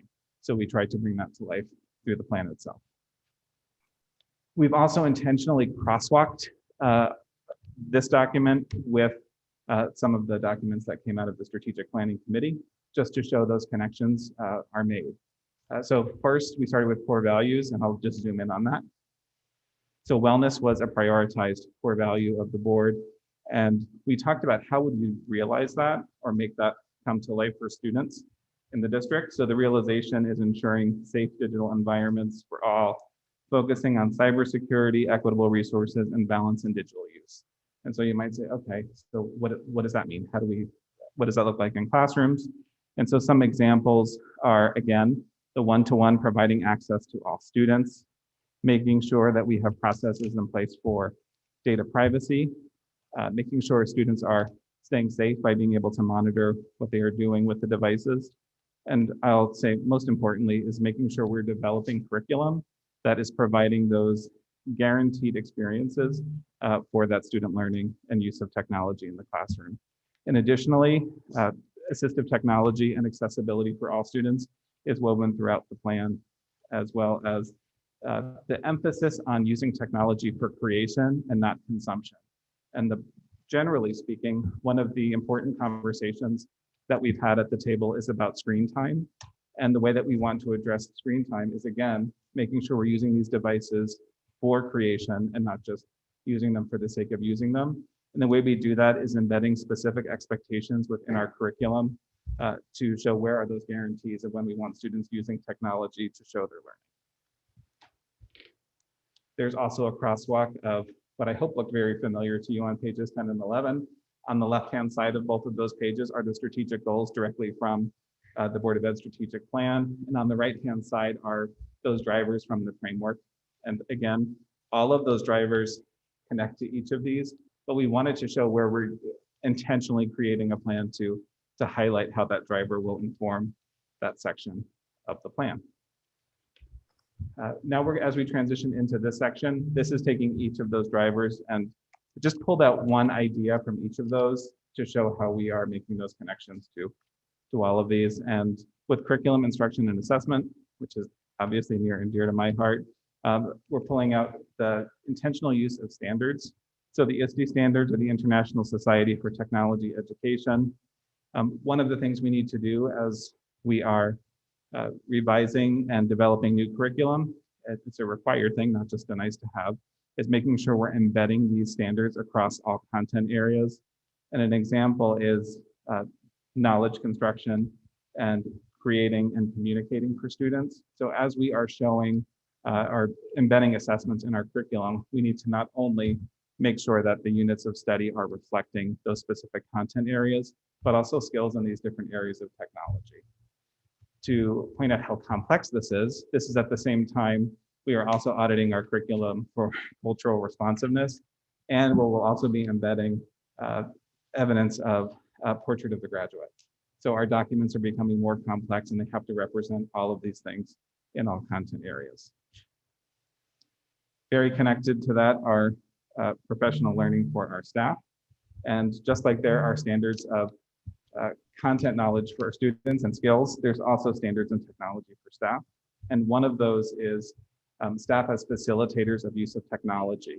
And that's another way that we want to be really specific as to what are those guaranteed times we want students using technology as to not overconsume with it. And a good example of that this year is Seesaw. So for our staff this year, we had to spend a lot of time on just how to use Seesaw. And the intent going forward as we deepen learning is how do we use Seesaw for students to demonstrate their learning? And then ultimately, how do we use Seesaw for students to share their learning? Not only with their peers and their teacher, but at home, because it's a powerful communication tool when it's used to its full potential. And the last piece I'll share before I turn it over to Dr. McGettigan is collaborative leadership. And I'm highlighting one piece of that, and that is our Professional Development and Evaluation Committee, which is referred to often as a PDEC. A PDEC is a committee made up of administrators and teachers who provide oversight to professional development in the district as well as teacher evaluation. And this group is really important when we talk about that idea of cross-functionality, because PDEC represents every school, as many grade levels as possible, and as many content areas as possible. So as we're providing that professional learning, we want to make sure we have representation from all schools. So we're providing programs that teachers feel they need and would benefit them most. And with that, I will turn it over to Dr. McGettigan. Thank you, Mr. Tranberg. Good evening, and thank you to the board for providing this time to review our new Future Ready Tech Plan. As Mr. Tranberg just highlighted, collaborative leadership is the essential support for this framework for each driver, especially budget and resources. The budget for technology is a collaborative effort. It encompasses all stakeholders. Each item in the budget is the result of careful analysis, ensuring that each expenditure is student-centered and is aligned to the district's plans and goals. So, for example, when determining the type of Chromebook case or Chromebook cart to purchase for a classroom, both teachers and administrators are consulted to determine the best option for each student, classroom, and district. Equipment replacement cycles, which you can see on pages 30 and 31 of the plan, are constantly monitored to ensure that the latest and most secure technology is available to students and staff, all in a fiscally responsible manner. On replacement cycles, we consider both the life cycle of the device and does it meet the current operating system. As Mr. Adams mentioned during the budget meetings, for example, when Google determines it will not support a particular operating system anymore, we need to order new devices. Our focus in this driver is to ensure all expenditures, again, are thoughtful, student-centered, aligned to the district goals. The district goal in particular from the strategic plan of improving technology to support teaching and learning. We are very efficient at managing our technology. Our staff utilizes the latest industry management tools, maximizes spending by bidding major purchases, and we are continuously seeking newer, better, and less expensive methods to manage the infrastructure. We now turn to the robust infrastructure driver. This driver is critical, as without a solid infrastructure, the majority of our technology would not function. To ensure that our infrastructure will be flexible and dynamic, we must support it with both human and financial resources, which includes periodic audits and solid replacement schedules. Again, you can see that on page 30 and 31. Cybersecurity is a key focus within this driver and plan, ensuring that our data is safe, secure with next generation security tools and staff professional development. This knowledge is also disseminated to our students through our digital citizenship curriculum. Our next driver is community partnerships. Of course, the most important community partnership is between school and family. Ensuring our students, teachers, and parents are well informed is a critical focus of this driver. As reflected in our district strategic plan, we need to have a more robust presence on social media and take advantage of all communication channels to provide information to our stakeholders in a timely fashion, in a consistent manner, and in a variety of ways. Some of our stakeholders like email, others prefer text messages, and still others prefer social media, whether it's Facebook or Twitter or Instagram.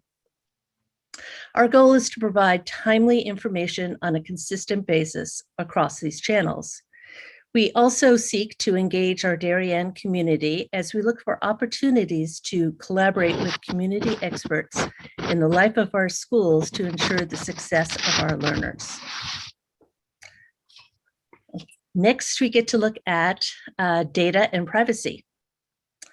So looking at data and privacy, we've worked really hard to streamline the processes for adding software and hardware.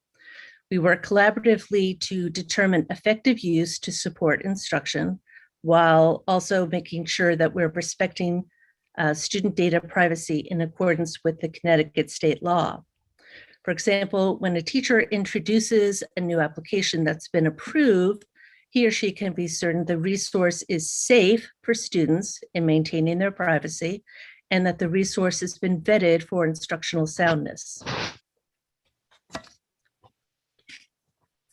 Okay, if we move to the next driver, time and space. This is our final driver. During this past year of the pandemic, we learned that space and time have new meaning as our learning sometimes turned to virtual.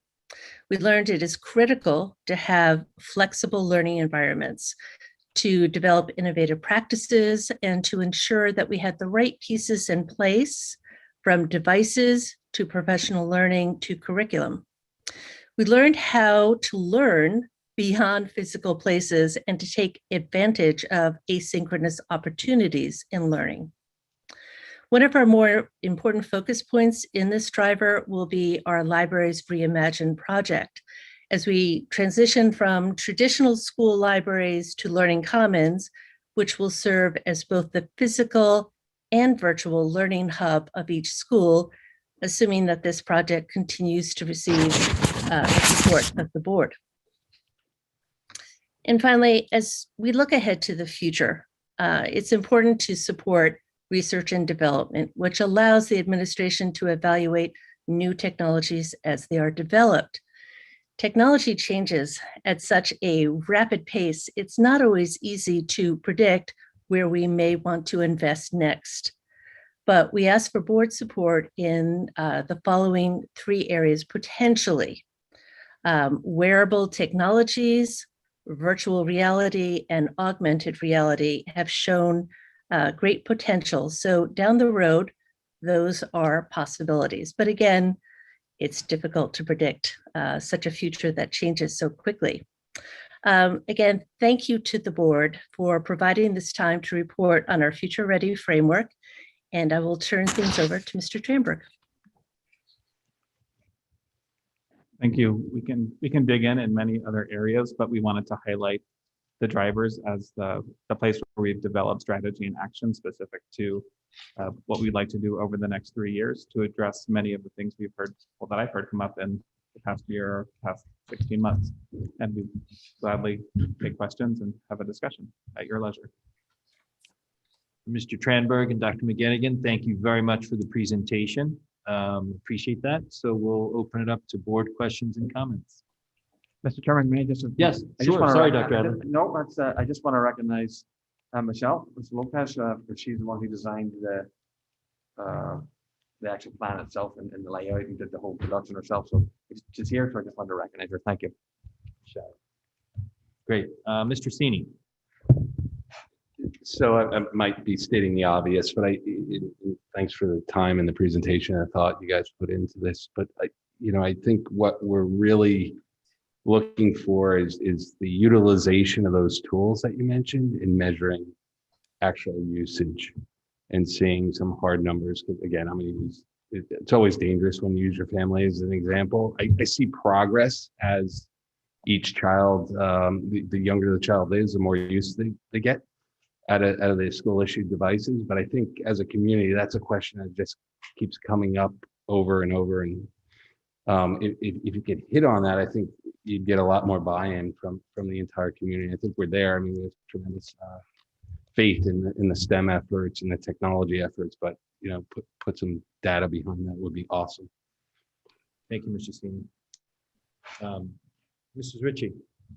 First of all, I just wanted to thank everyone involved in this. Clearly, it was a very big endeavor, and thank you for all the time and effort that you put into it.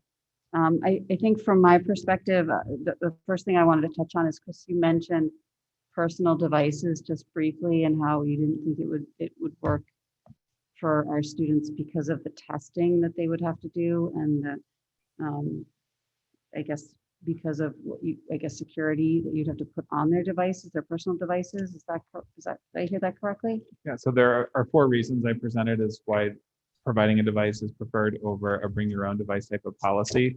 And 3 and 4 of those, number 3 was our ability to provide service and tech support to devices that are not school issued is not there. And the 4th reason is, as we are moving into testing being online, including SATs that we anticipate next year, we do need to make sure that there are secure browsers installed on those devices. And the state will require that those devices are school issued devices.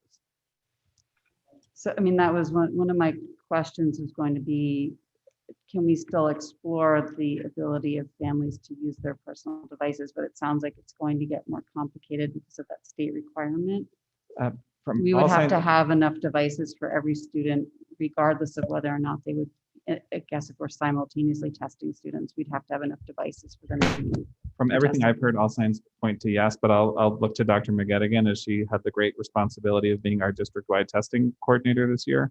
I just want to confirm that I'm accurate in that statement. Mr. Tranberg, you are accurate. Everything that we have heard from state testing, from the College Board, it is going to become really complicated for those districts that currently have BYOD policies in place.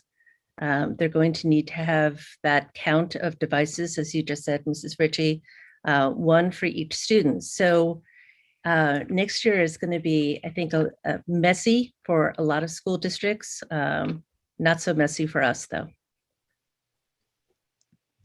Mrs. Parent. So just in terms of dollars and cents, and again, I will echo everybody's, this was an incredible amount of time and effort that you all took to put this together.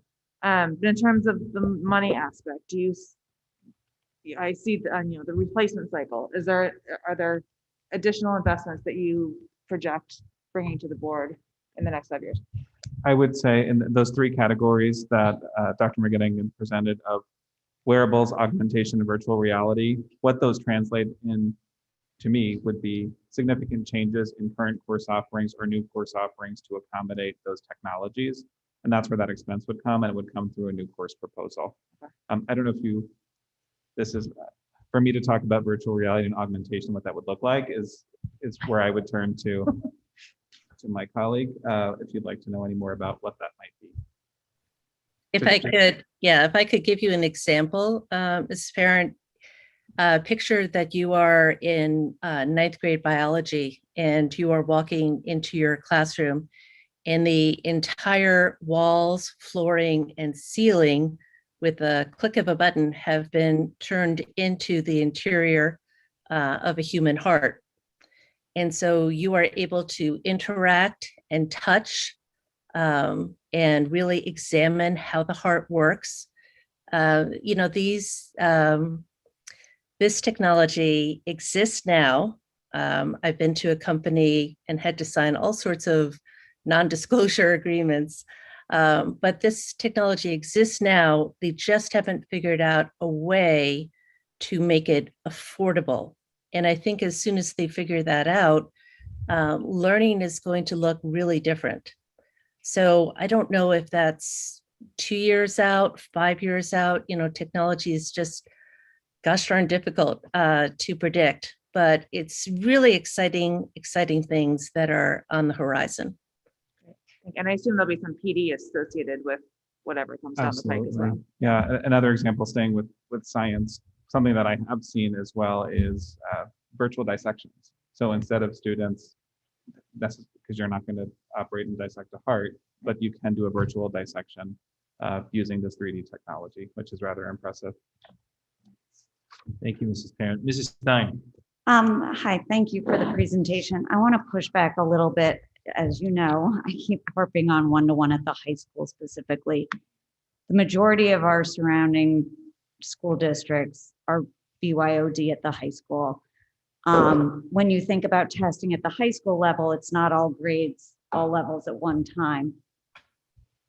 I know anecdotally, most of the older children are bringing their own device. So if we are going to say we want to be one-to-one, we either have to stand behind it as a district and make it a policy of no outside devices, or we have to allow kids to bring them in and figure out the financial implication of that. We're sort of living in no man's land, in my opinion.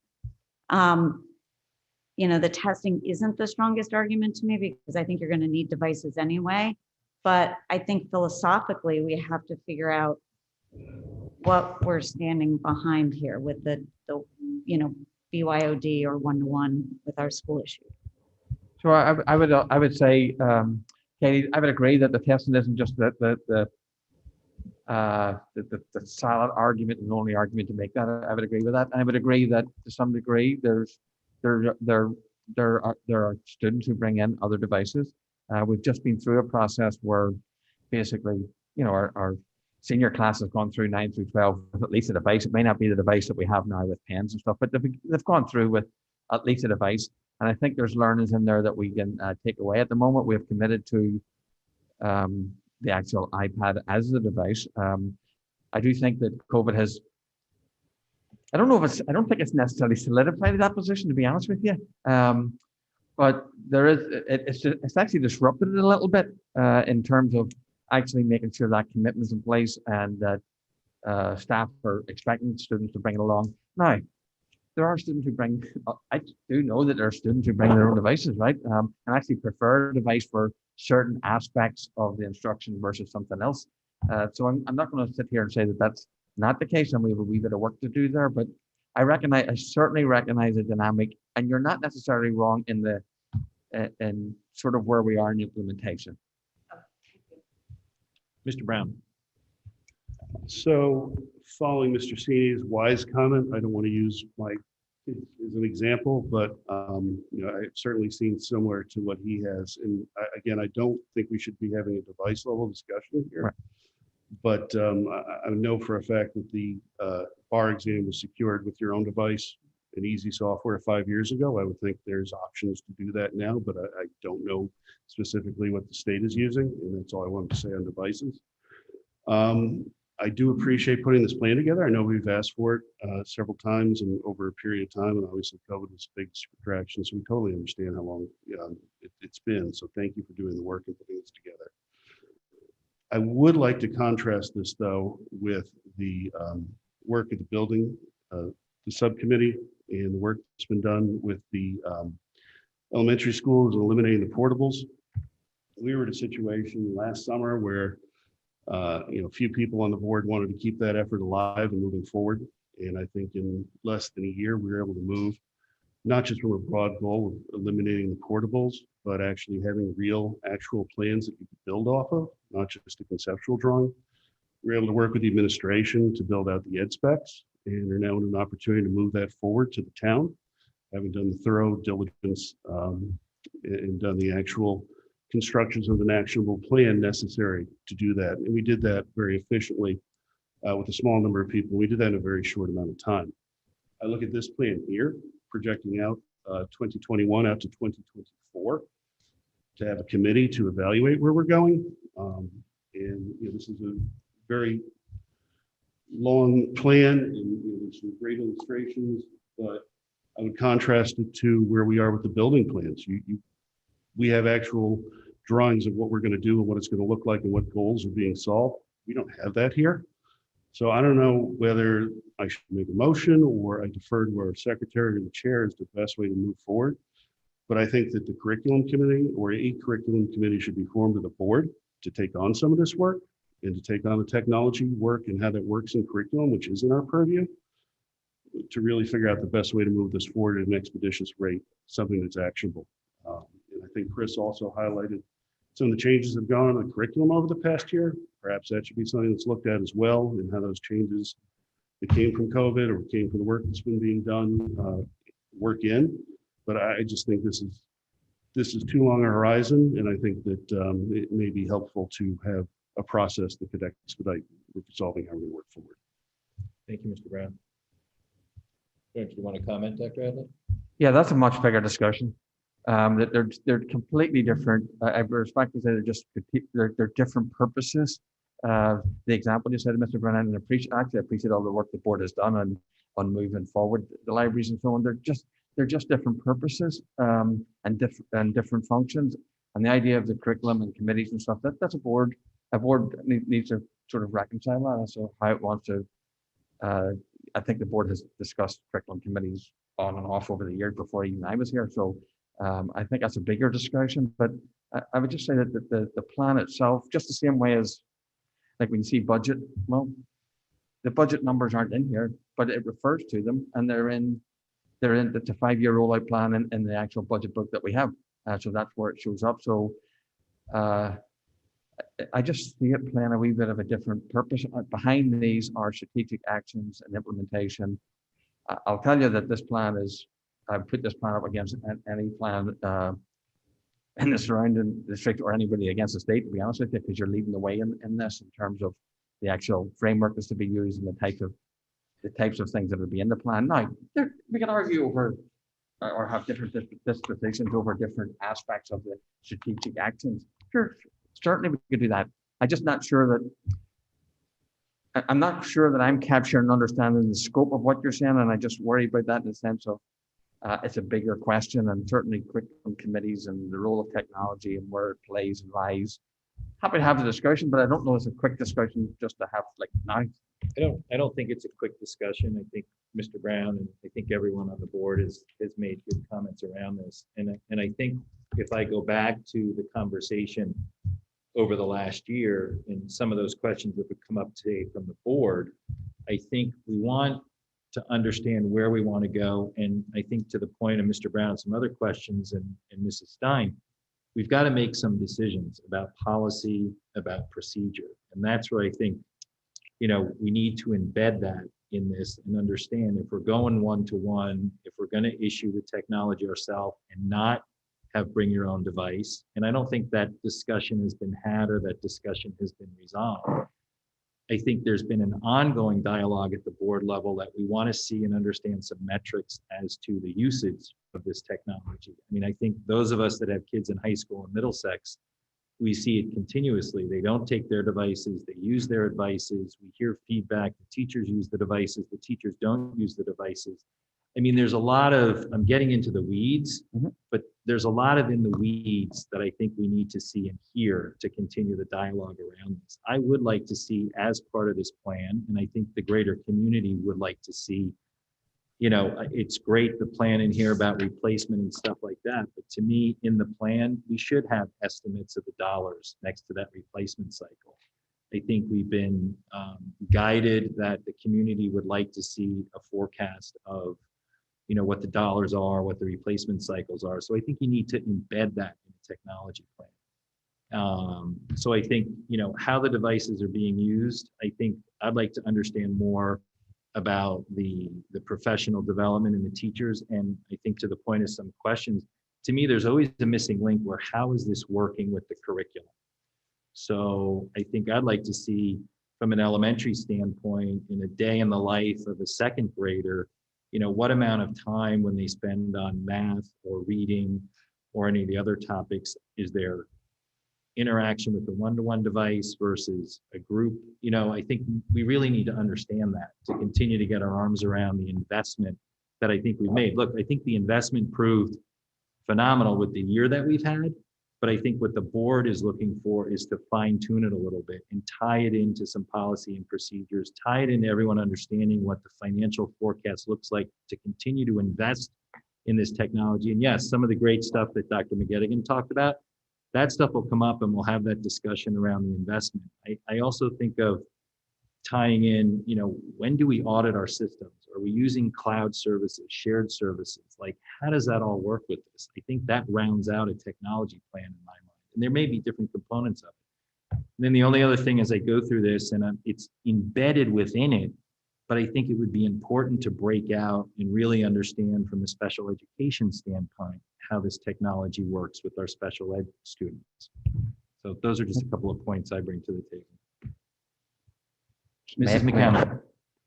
I'd like to pick up on the last one about special education specifically. I did note that AT is mentioned and described in here, assistive technology, excuse me. But I think that particularly for children who are for a number of our children, technology enables them to access the world in ways that we could not have imagined not that many years ago.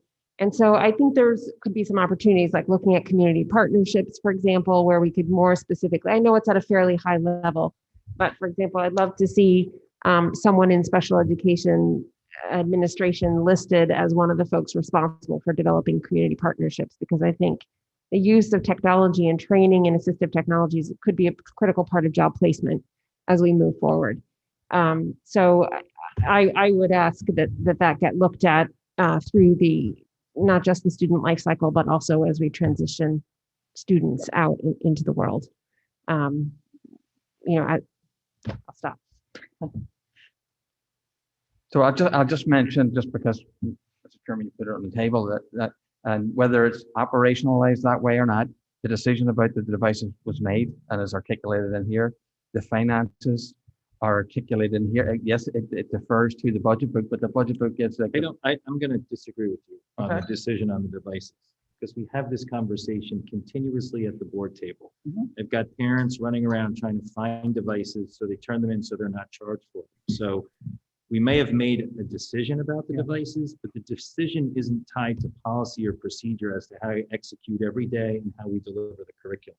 And I think that's what we want to get to. It's not going to happen overnight, but we've invested in it. But I think what I'm not feeling is we're not taking it to the next level. And how are we intimately tying it to curriculum so those kids are showing up regardless of the grade with their device and using their device? I'm telling you from feedback from having kids in the high school, it's a little all over the place. Mr. Dean, if I Yeah. can just respond to, I agree with much of what you're saying about when are students using it within the curriculum, and that's why it's articulated in this plan as that's the first goal, is there are technology standards that in our curriculum documents currently are not linked into our units of study. So that's why it's a goal, because we can't provide that information until we take the time to embed those standards in to say, this is exactly when we're using these technologies and this is how. And with sensitivity to not only differentiation in general, but learners of all abilities, we don't want to say you cannot use technology to do this, because sometimes it's the best way for certain students to show their learning. So to do that skillfully and carefully, really, it does require the time. And I understand the frustration of, I just want to know what it is and how, because so do I. That's how I always am, and that's my personality. But I do know that if you are going to do this right and do it thoughtful, that the technology standards in all of our units of study as they go through revision process. And it can't all happen in 1 year because we don't have the capacity to do that piece. Mrs. Parent?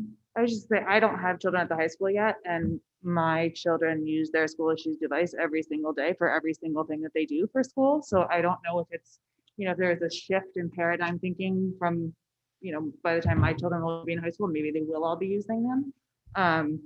But I think that for every person that you say doesn't use their device, you could probably find one who said they do use their device. So I think we have to, again, creating the sample size is challenging. But I think what I've heard at the stable for the past 6 months or whatever is that the administration has said we are a one-to-one school and they will use the iPads. And if that's not being done operationally, then that's where the fallout is. But I think there has been a stake in the ground that we're using iPads, and that's what it is. So, but if there's a disconnect between some teachers or whatever, then that's the administration's job to make it happen.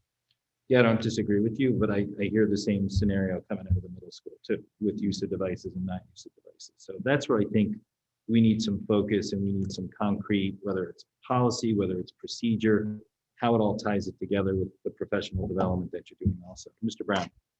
Thank you. I guess just following up, again, not to give stories, but I have an elementary school who's never used the Chromebook in the house, didn't work on Wi-Fi during the pandemic, so was on another device. That's just the reality, and I doubt I'm the only person with that situation in town. Chris, going back to your point, talking about the development plan and trying to be actionable and moving things along quickly, I appreciate that. That's great. Thank you. I guess what is a little frustrating for me is just the length of time this discussion is going on. And I caveat that with the fact that, yes, last year you guys had a lot of other things to worry about. So I totally understand that. And I don't mean to put any blame on the timeline. So we'll toll that amount of time that happened during COVID. So please understand, I will say it. But I think what concerns me also on the timeline is we look back to a decision that was made, I think 2 or 3 superintendents ago, and by a big turnover in the board.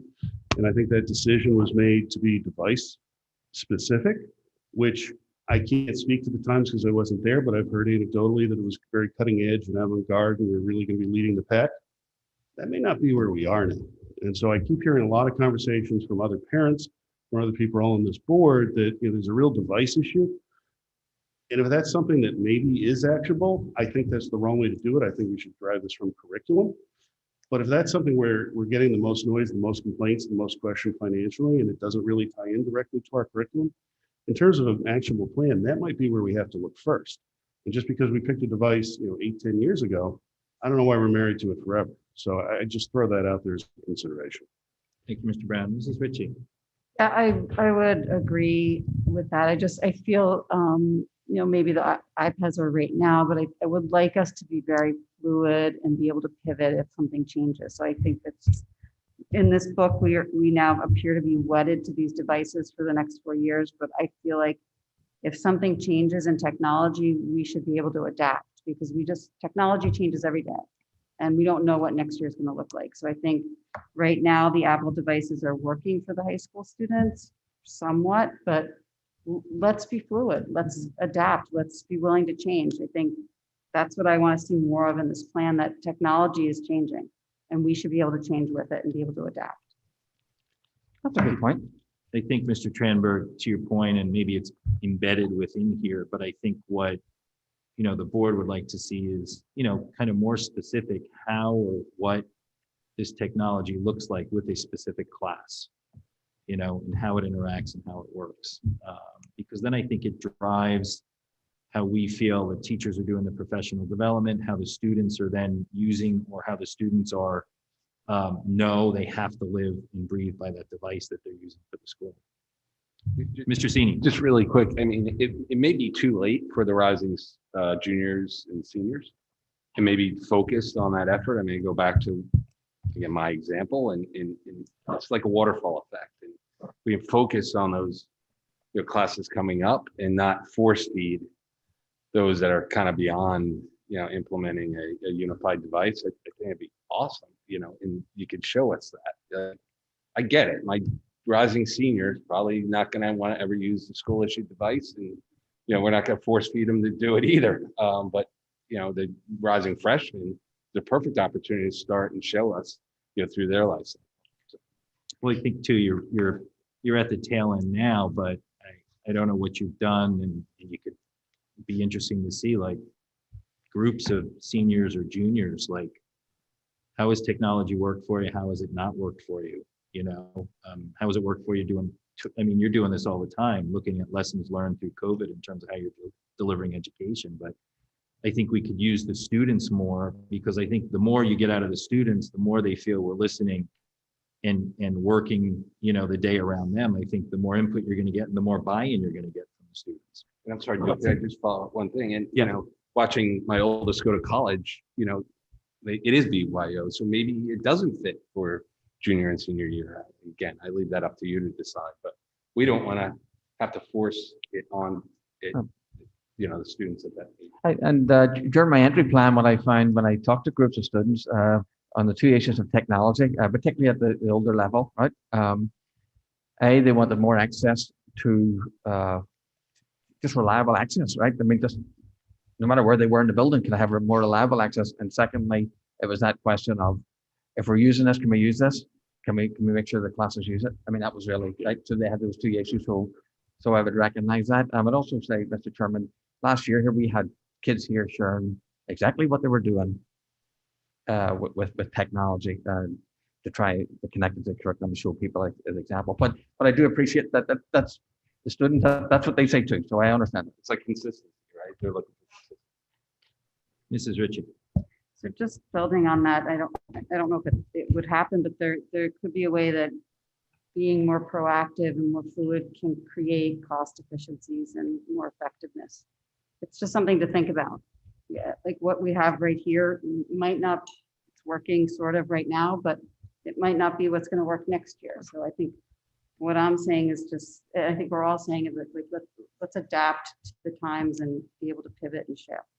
And I'm just curious, did you guys create these just for us, or is this something that you envision giving to the community? No, there's a small number of prints for you and for the administrators to have a hard copy. In the spirit of technology, it's an interactive web-based plan, so it's not much use of paper other than for our own consumption and making meaning. Okay, thank you. Mrs. McCammon. While I agree with a number of things that have been said this evening, I'd like to talk about 2 things that I find really exciting in this plan. I'm really excited about the explicit tying of curriculum and technology. And I think it's really important and we need to continue on that path. So thank you for marking it out in the different ways that you've cut curriculum, whether it's embedding, embedding digital lesson design or exemplary lessons and a scope and sequence for technology itself. So I think that's something to celebrate. We've been talking about making that direct tie. The other thing I really like in this is the real focus on collaborative leadership. We've been working for a long time to build, whether it's across, vertically from pre-K through transition, or whether it's, horizontally across all our different kinds of students. So, and amongst our different kinds of teachers and different service providers. So I think those are some things that as a board, again, speaking of values and things we've been looking at, I'd like to call out to celebrate. Thank you. Any additional board questions or comments? Yeah, I'm sorry. Yeah, sure, Mrs. McCammon. It's probably just a little bit of pandemic brain, but in terms of crisis planning, does this plan include what would happen if, for example, our servers went down and all of a sudden we are still running a school, but we don't have access to technology in the way that we thought we would? Does it include that kind of emergency planning, or is that happening somewhere? All of a sudden, we've got a great digital day plan, but our whole building can't access it. What do we do? So it depends on which program we're using, because when our server's down, that means it depends on if it's hosted on our server or if it's something that's off our server. So it just depends. And there's never going to be a consistent way, because sometimes something that is not on our server is down, like Zoom can be down. Sure. And when we do that, to have a backup plan or an emergency plan, there's so many contingencies. I'm not sure what that would be exactly. One thing that we can have is asynchronous learning ready to go, which is not anyone's favorite, right? Teachers or students alike. But in worst case scenarios, that's the path we would have to go. And Dr. Magette, again, I don't know if you have anything to add to. No, I think that's right. But I think that Ms. McCammon is also asking about our disaster plan, if you will.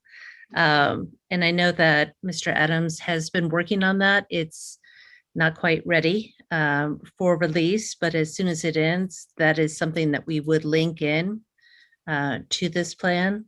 So he is working on that, what happens in worst case scenarios. But as Mr. Tranberg said, we really have to have some other things in our pocket ready to go. For example, the state network, the entire state network went down last week for 6 minutes and then came back. And then 5 minutes later, it went down again for a few minutes.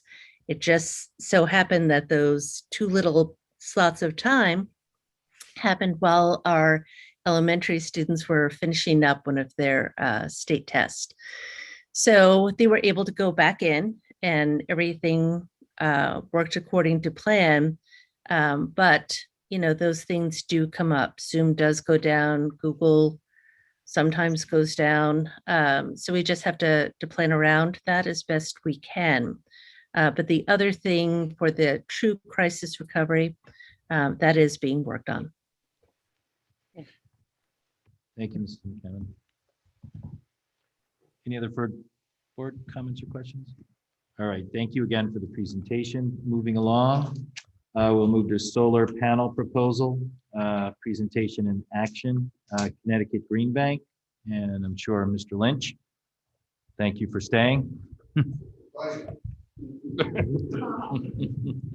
Here, you want this one?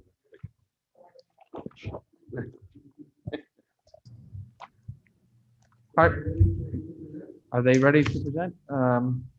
So as part of the facilities committee, the discussion about putting solar on possibility on some of the buildings has been an ongoing discussion.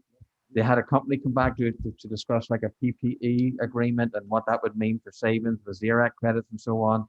And since then, Mike and Rich, we've been working through the Connecticut Green Bank, and I'll let Mike do a wee bit of introduction. Members of the Connecticut Green Bank are here this evening. This has gone through the facilities committee. So before you is a proposal to put it on Henley Homes and Royal whenever the buildings, the the actual roofs are put on. But with that, Mike, can you just sort of frame it and introduce our colleagues? For our colleagues who have been hanging on, thank you for hanging in. I know the meeting has been exhilarating, but appreciate your time. And Mike, can you just make a few comments, please? Sure. The Connecticut Green Bank is a quasi-government agency. It assists the state entities with and individuals with alternative energy packages to save them money. The town used the Connecticut Green Bank a few years ago to assist them in their solar project. We were waiting. Our solar project is going to follow behind several roof replacement programs we're doing throughout the district. And during that time of waiting, the Green Bank has come up with a program called the Solar Municipal Assistance Program, which is, we were introduced to it by Rusty Schreiner, one of the members of the Oxford Building Committee. So he arranged our first meeting with these people from the Green Bank, and it's led to where we are today with the proposal you'll see tonight. And that's it for me. Could I just mention that there was a presentation and a letter of intent as part of the packet. We're just passing out an updated version. There's just a minor few corrections that were made by the Green Bank, and we also had our attorney review the letter of intent. So there's a few corrections which you'll see under. It's marked up so you can see what the changes were made. So you'll see that, and we'll post these for our public. These are the new versions. A couple of minor corrections because the subcommittee asked for a couple of updates, and they've been incorporated into this presentation. So with that, Mike, do you want to introduce our colleagues here? Oh, they're here. Okay, right there. They're right there. Who would like us? Who would like to do some introductions here, Mackie, or I'm not. I don't know who else is actually doing the actual discussion. Emily's there. Who is there? Emily? Yes, can you guys hear me okay? Oh, there you are, Emily, right there in the corner. Yes. Good evening and welcome. Thank you. Thank you for having us. I do have slides. I don't know if you guys are going to show them or if I should present them. Oh. Michelle? There we go. Let's see here. Okay, thank you. Yeah, good evening, everyone. I'm Emily Basham from the Connecticut Green Bank. I'm joined by my colleagues, Mackie Dykes, and team members, Fiona Stewart and Alan Sabins from the Solar Map program. So tonight we're going to be just giving a brief overview of who we are, what our program is and offers for towns and cities across Connecticut, and the projects that we have scoped just at a high level so far. Next slide.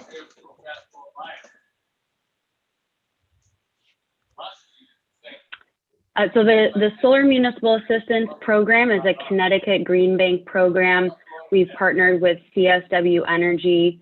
Alan Sabins is on the line from them, and they are technical partners. They have a lot of experience working with municipalities to develop solar portfolios. Next slide.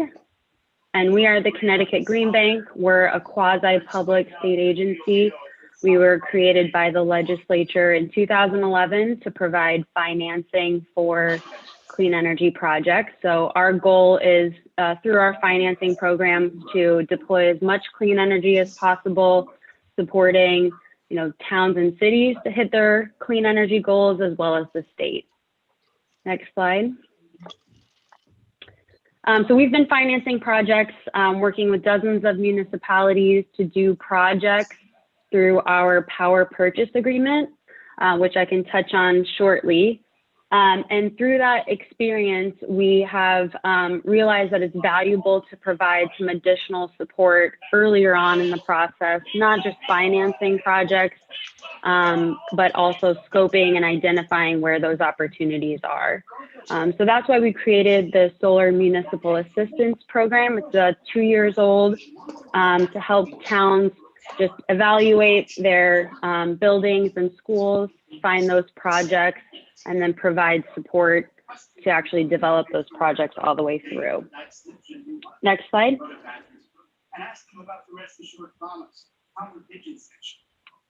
The next slide provides kind of the steps of the program, just to scope out projects.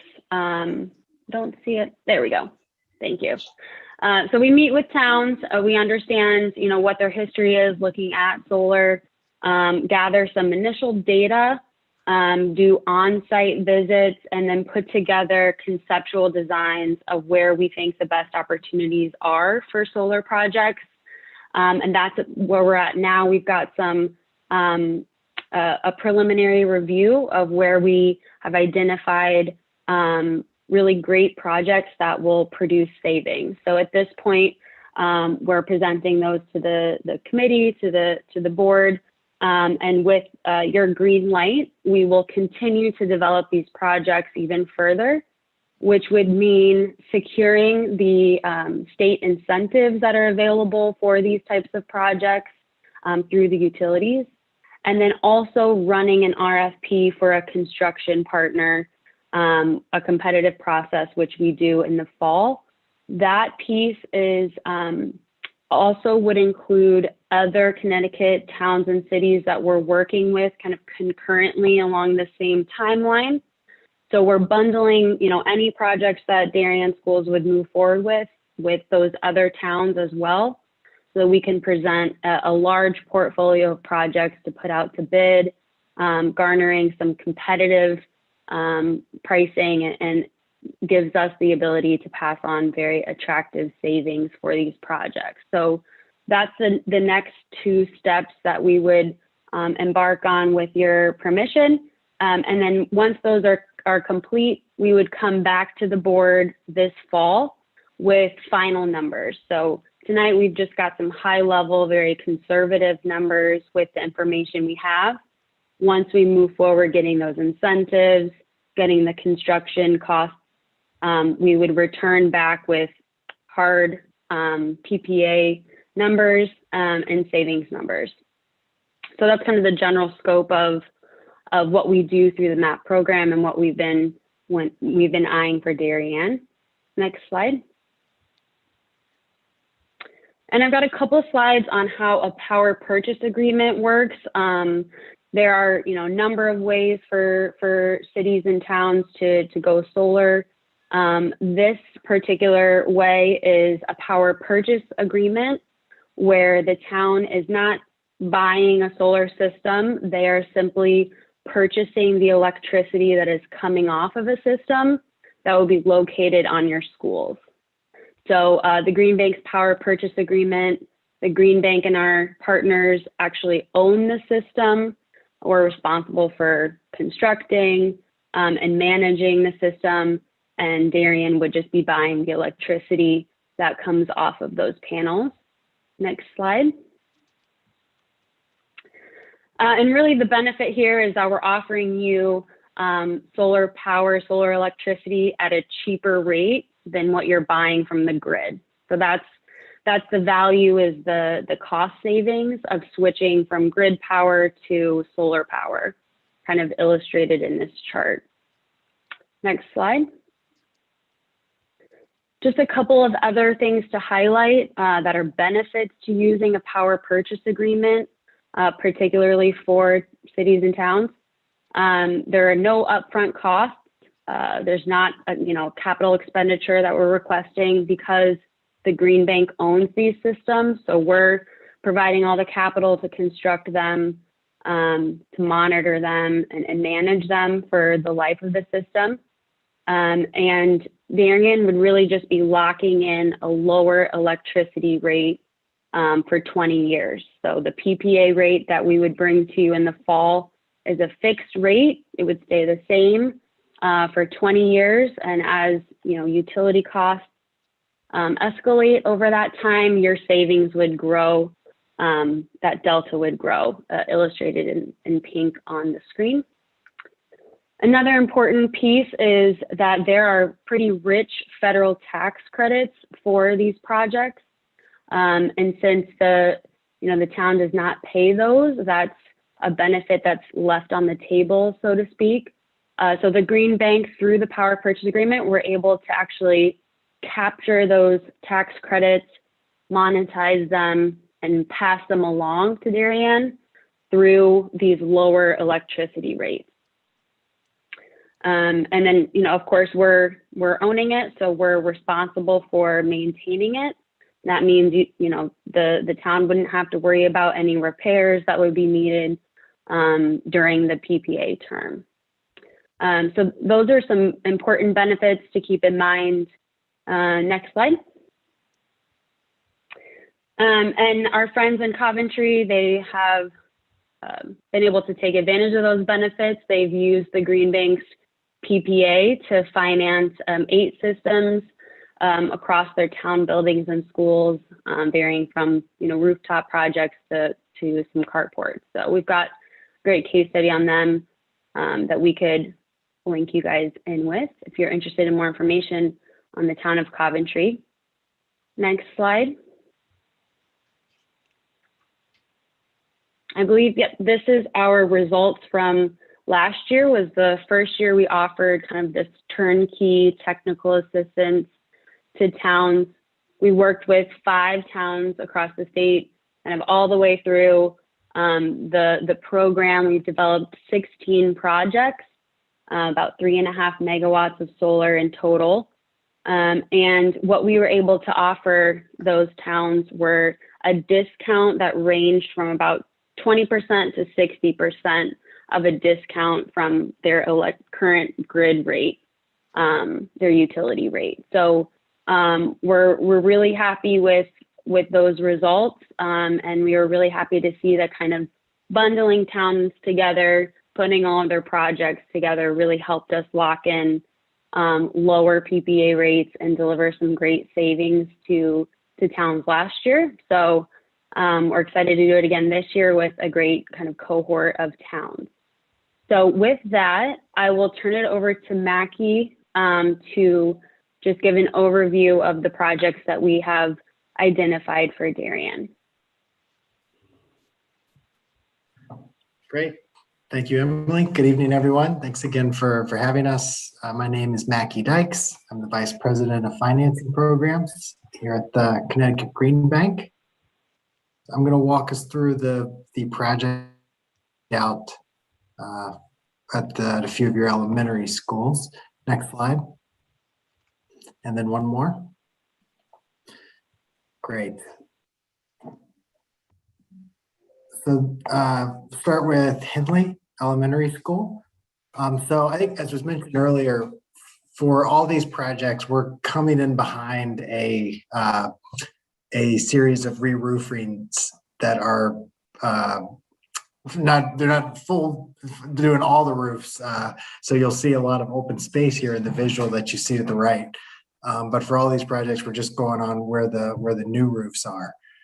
So what we're looking at here and what we'll be seeing for each of these projects is to the right is a visual of where the proposed solar system would go. As I mentioned, this here you can see it's just confined to a small piece of the new roof here. To the left are the project details. So we've got the size of the system. In this case, it's 55 kilowatts. We also estimate the annual production from the system. So over the course of the year, what we can expect the system to produce from a kilowatt hour perspective. And I'm going to skip down to the bottom. You see the percent solar offset to utility. So in this case, it's 25%. What that number represents is we look at the overall electrical usage of the building over the course of the year.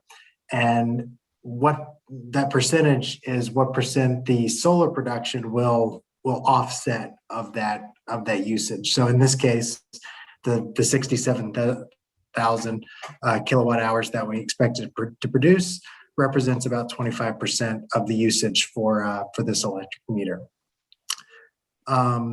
You're currently paying just under 11 cents, at 10.7 cents per kilowatt hour for your utility electricity. We for each site, we get an electric bill and figure out what that sort of all-in rate. So that's generation plus any kilowatt hour based transmission and delivery. We add all that up because that's what, under a PPA, that's what you'd be avoiding purchasing. You're instead buying solar electricity as opposed to the utility power. So as Emily mentioned, at this point, we don't have what the actual PPA rate would be. The key input for that is what this system would cost to build. And we won't know that until we do the RFP. So, we can't expect you to move forward with something without some sort of expectation or framework for what the savings might look like. So what we do is take all these inputs that I just walked through and come up with just a very conservative savings scenario. We run our numbers on, we assume a very conservative build cost for the system. And we figure out, can we deliver at least a 10% savings to what you're paying on your utility rate? The thinking being, at minimum 10% is it's not, unless we can deliver at least that, it's not worth everyone's time to go through all this. So we want to make sure we can meet that. As Emily mentioned, last round we delivered at least a 20% across the board. And up to 60% in many cases. So again, I just want to reiterate, these are conservative assumptions on the savings side, just to, again, make sure that we think we can hit that. So next slide, with all that said, here are the numbers. So what we do is we take what a 10% discount would be to your utility rate. So as I mentioned, that's 10.7 cents. The PPA rate would be 9.1 cents. So your savings for every kilowatt hour is the difference between those two numbers, because you're avoiding purchasing the 10.7 cent power. Instead, you're buying the solar power for 9.1 cents. So we take that difference and we multiply it by the annual production. And here you see the term savings for this particular project is just under 50,000, and the average annual savings is to almost 2,500. I should point out here, actually, in this case, we figured 10% is our minimum threshold. In this case, we thought, given a 9.1 cent PPA is actually pretty high. And a 15% discount is a conservative estimate in this case. So we went ahead and for this project and a few of the others, we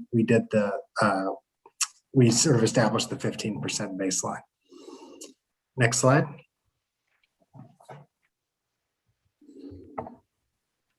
Great. Okay, so here we've got Holmes Elementary School.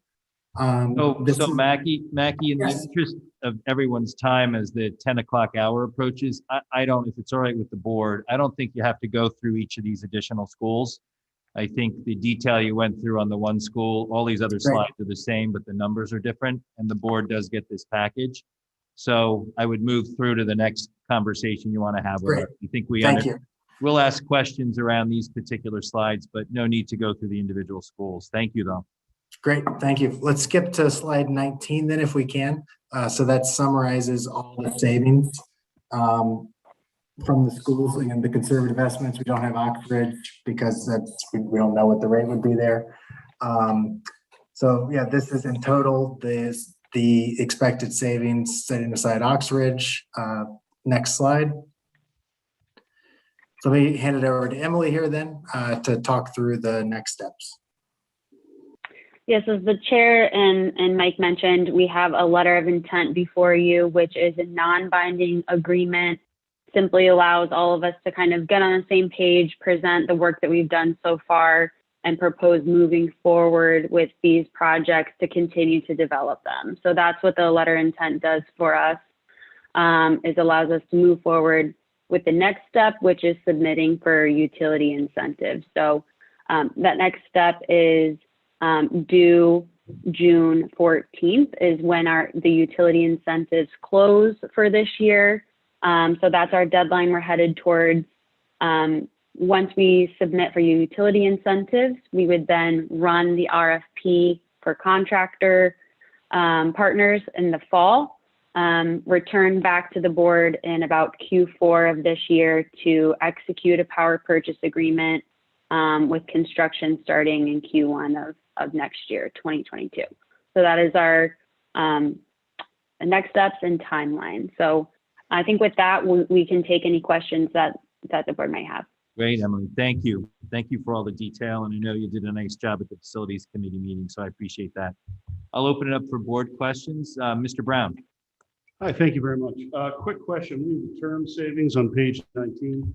Has anybody discounted that back to 410, do an NPV on that? I'm just wondering what today's number is. Would be question one. If you don't have it, that's fine. If you could circulate that, would be appreciated. Next, in paragraph number 8, there was an ad, I guess, by our attorney adding or controls, which flags me down to paragraph 12. We're talking about granting an irrevocable, non-exclusive license or easement. I just defer to Attorney Fox or Attorney Mooney. Can we grant a non-exclusive irrevocable license or easement to property we control? Thank you. Thank you, Mr. Brown. Mr. Lynch, is that a takeaway question for you? I would let the attorney answer the question. Yep. Well, yeah, I mean, you understand the question. You can Yes. follow up with the attorney. Yes. Great. I guess, Mr. Lynch and Emily, my question is, from the facilities committee meeting, there was a discussion about all the buildings except this building, which seemed to be a challenge. But this proposal would be for all the school buildings, knowing Ox Ridge is under construction, and that would be at a future date. It's the 4 buildings behind you for now. Right. So why is that? Well, the other roofs aren't being done at this point. There's a couple years out, there's going to be the Middlesex roof. There's going to be the remaining parts of Holmes and Hindley. And the rest of Ox Ridge will be built at that point. And the ZREC program is changing after this year. So, you know, that there's a limit on what you present in a proposal. You have a time frame to get it done. Yep. And it expires. We don't hit that time frame with the other buildings. Mrs. Ritchie. So just to be clear, so the roofs at DHS and MMS are older and they're going to probably need to be replaced, and therefore they don't fall into the timeline Of this project. but they could be a future project. That's correct. Along with Hopefully, Tokenie. Yes. Okay, and then during the facilities committee meeting, I think it was Dave asked for some financial information about comparing us owning the solar panels versus this current proposal. Was that information provided? Did I understand that correctly? Mr. Sini. I asked that question. It was answered because of the tax credit. The hurdle it wasn't even a comparable. It wasn't. Okay, what- so the there tax was no spreadsheet No. provided. Okay. No. It was asked and answered at the finance committee based on the tax. Yeah, the tax credit is huge and you can't Yeah. replicate that in any other setting. Okay. Mr. Maroney. This is kind of a non-pertinent to this, but it's just a question. I see that I'm in the agreement that you will, system installation, operations, maintenance, and removal shall comply. I'm just curious as to what happens in the removal of solar panels. Are they recyclable? Do they go into the dump, or what happens to them? Well, they are recyclable because we're looking at it with the existing solar panel system that's at Ox Ridge right now. There are also countries that buy used solar panels and reuse them, selling them small. Third world countries that don't really have a stable electrical grid in many parts of the country, they buy old solar panels and they set up a little battery system, keep people's like refrigerator running at night and stuff like that. Just very simple little system. So there is use for them. They won't buy them from you, but they're not throwing them in a landfill. I think that was my question. Just so, feels like before you do something where you feel like you're doing something good for the environment, and then 20 years later, you're causing more harm. So just And I wanted think to understand. but to that point, the question around Ox Ridge too, which they're still working through, is the cost of taking the system out was prohibitive to, regardless of selling them or someone wanting to buy them, there was no money to be made, so to speak, but we wanted to do the right thing with them environmentally. Mrs. Ritchie. I wanted clarification on the timing because in Mike's memo to us, it said Henley and Holmes would be this fall. And then Royal and Oxridge would be fall 22, but it seems like the timing might be a little bit different in the packet that we got. So I just wanted to clarify that. Well, I think the package from Emily has it spread out a little more. It's like, the Army, the infantry moves as fast as the slowest walker. So, we're kind of stuck a little behind.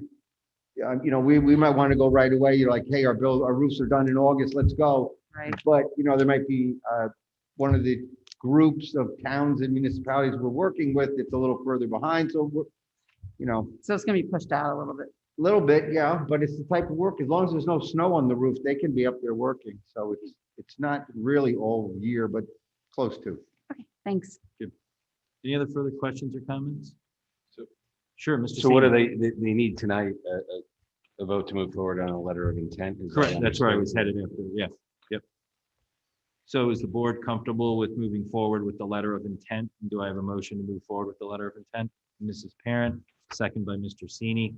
All those in favor? That is unanimous. So we will move forward with the letter of intent.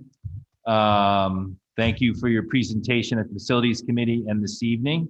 And Mr. Lynch, thanks for all the work behind the scenes. I'll do a shout out to Mr. Schreiner, who I know is helping behind the scenes also. So thank you. The Mr. Rudel ran these. And Mr. numbers Rudel quite a always bit. is behind the numbers. So anything else on your end, Emily? Nope, that's it. Thank you for your support. We appreciate it. Great. Well, thank you and your team for joining us this evening and hanging on with us. We appreciate it.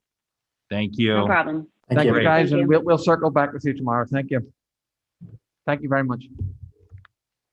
So we will move along. Discussion and possible acceptance of contemplating a gift from the Hinley PTO, Dr. Adley and Mrs. Droller. I see Mrs. Droller there, and we have a story walk proposal. I'll let her speak to it. I think in the interest of time, everyone has read through it. It's Okay. kind of fascinating and fun, and I love the concept. And I did read through and see that it is movable as eventually we start construction there. So I would open it up, not to take away from the excitement, No. but I've got a lot of people here at 10 o'clock at night that have to go to work tomorrow. Sounds like a plan. So are there any questions or comments about this very generous gift from the PTO, Mrs. Parent? I just wanted to thank the Henley PTO for this. I think this is a great use of PTO funds. I always think that the PTO is the nice to have versus the needs to have, and this is an excellent use of that. So thank you all for this gift. I will second that. Thank you for Mrs. Parent from the board for the PTO. Our PTOs are incredibly generous, and it seemed fun. It seemed whimsical. I liked the whole concept. So thank you very much. So I'll have a motion to move forward with the accepted gift. Mr. Brown, second by Mr. Sini. All those in favor? That is unanimous. Thank you very much. Thanks for hanging on, Julie. We appreciate it. And again, thanks to the PTO for this very generous gift. Thank you. We will keep moving. The first reading of the proposed 2022-2023 Darien school calendar.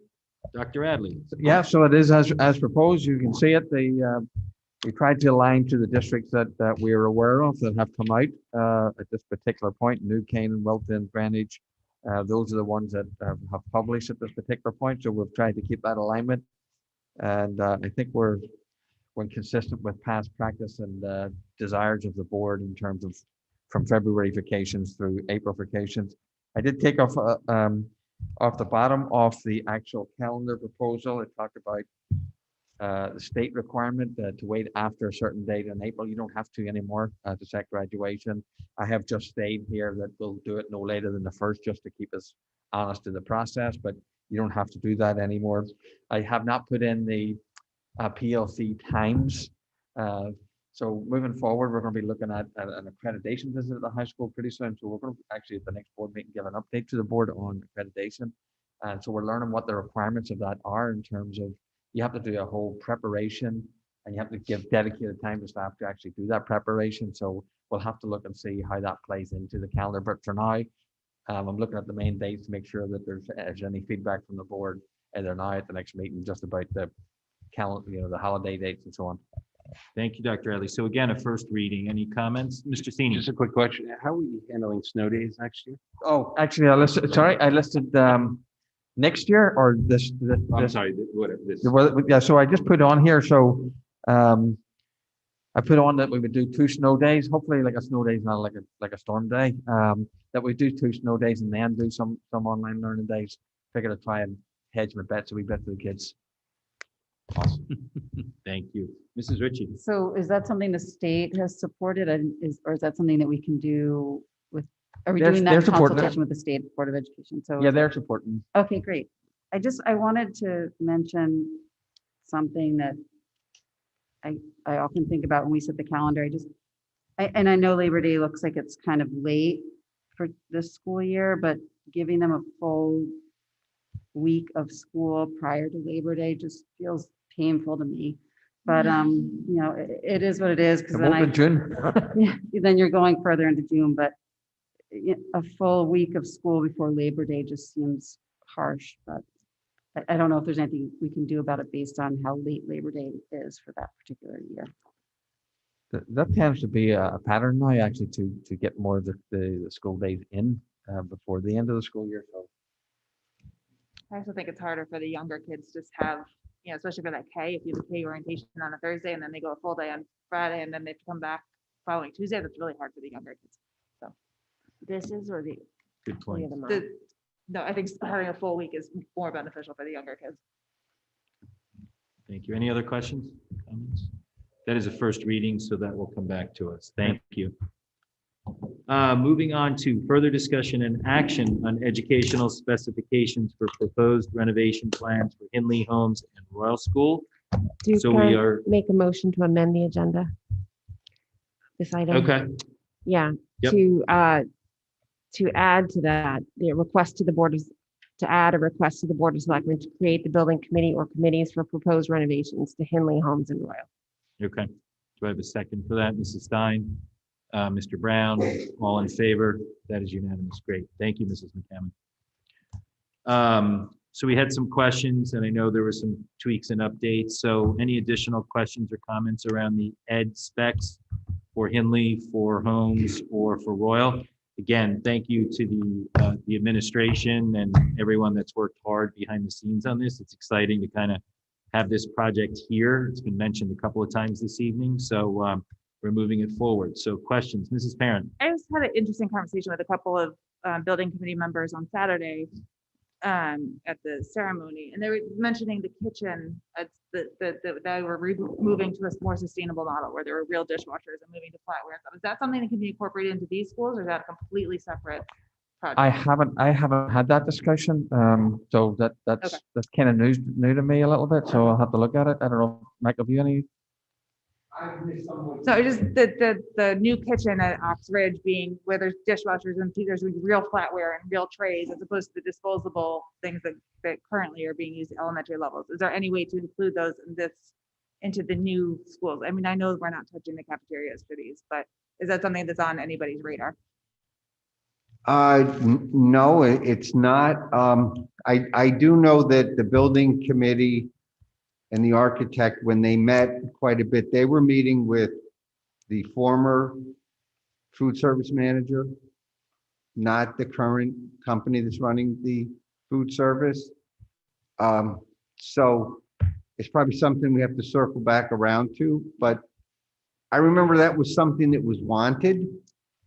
I don't, there's only been a preliminary list of the kitchen equipment made so far. So I think that moves into discussion, Mr. Lynch and I have had. That's phase 2 of the building up there. So I think now that Chartwell's on board, those meetings will pursue. It's a great question. Rich, I would just throw it over to you that, is there anything we should be or could be doing with Chartwell with these other cafeterias? And, nothing to answer tonight. Let's stay on focus here, but I would just toss it over to you that it's a good point. And I don't know what Chartwell's plans are, but let's table it for another topic, but it makes sense. Thanks. So these specifications have been updated, Mr. Chairman, with the musical instrumental room. So that's consistent across the schools. Good, thank you. That was my question. Any other questions or comments? Good, so we'll move forward. So we will move forward with the motions to approve the ed specs, and then we'll move forward with the motions to move them to the Board of Selectmen. So may I have a motion to approve the proposed educational specifications for the renovation of Royal Elementary School? May I have a motion, Mr. Maroney, second by Mrs. Stein, all in favor? That is unanimous, minus Mrs. Ackman. May I have a motion we just did Royal, so may I have a motion to request that the Darien Board of Selectmen create a building committee to oversee the renovation of Royal Elementary School, and that such building committee, known henceforth as the 2021 Royal Elementary School Building Committee, be authorized to renovate Royal Elementary School in accordance with the educational specifications for Royal Elementary School as approved by the Darien Board of Education on May 25th, 2021. May I have a motion? Mr. Sini, second. Yep, Sorry, we're doing separate building committees for each project, is that correct? that's to be discussed. by the- Okay, but by the our building motion is committee. to Our request, our motion is to move it forward to the selectmen. and are we requesting of them separate building committees? I think that will be a topic of discussion, and I know the first selectman is going to work with some folks on the Oxford Building Committee to talk through that as to whether it should look like one building committee with subsections or separate building committees. So tonight, are we approving three separate motions? Are we doing three separate motions for each, one for each school? Yep. Okay. All right, so that was the motion for Royal. We needed a second. I needed a second. Mr. Maroney, all in favor? That is unanimous. Thank you.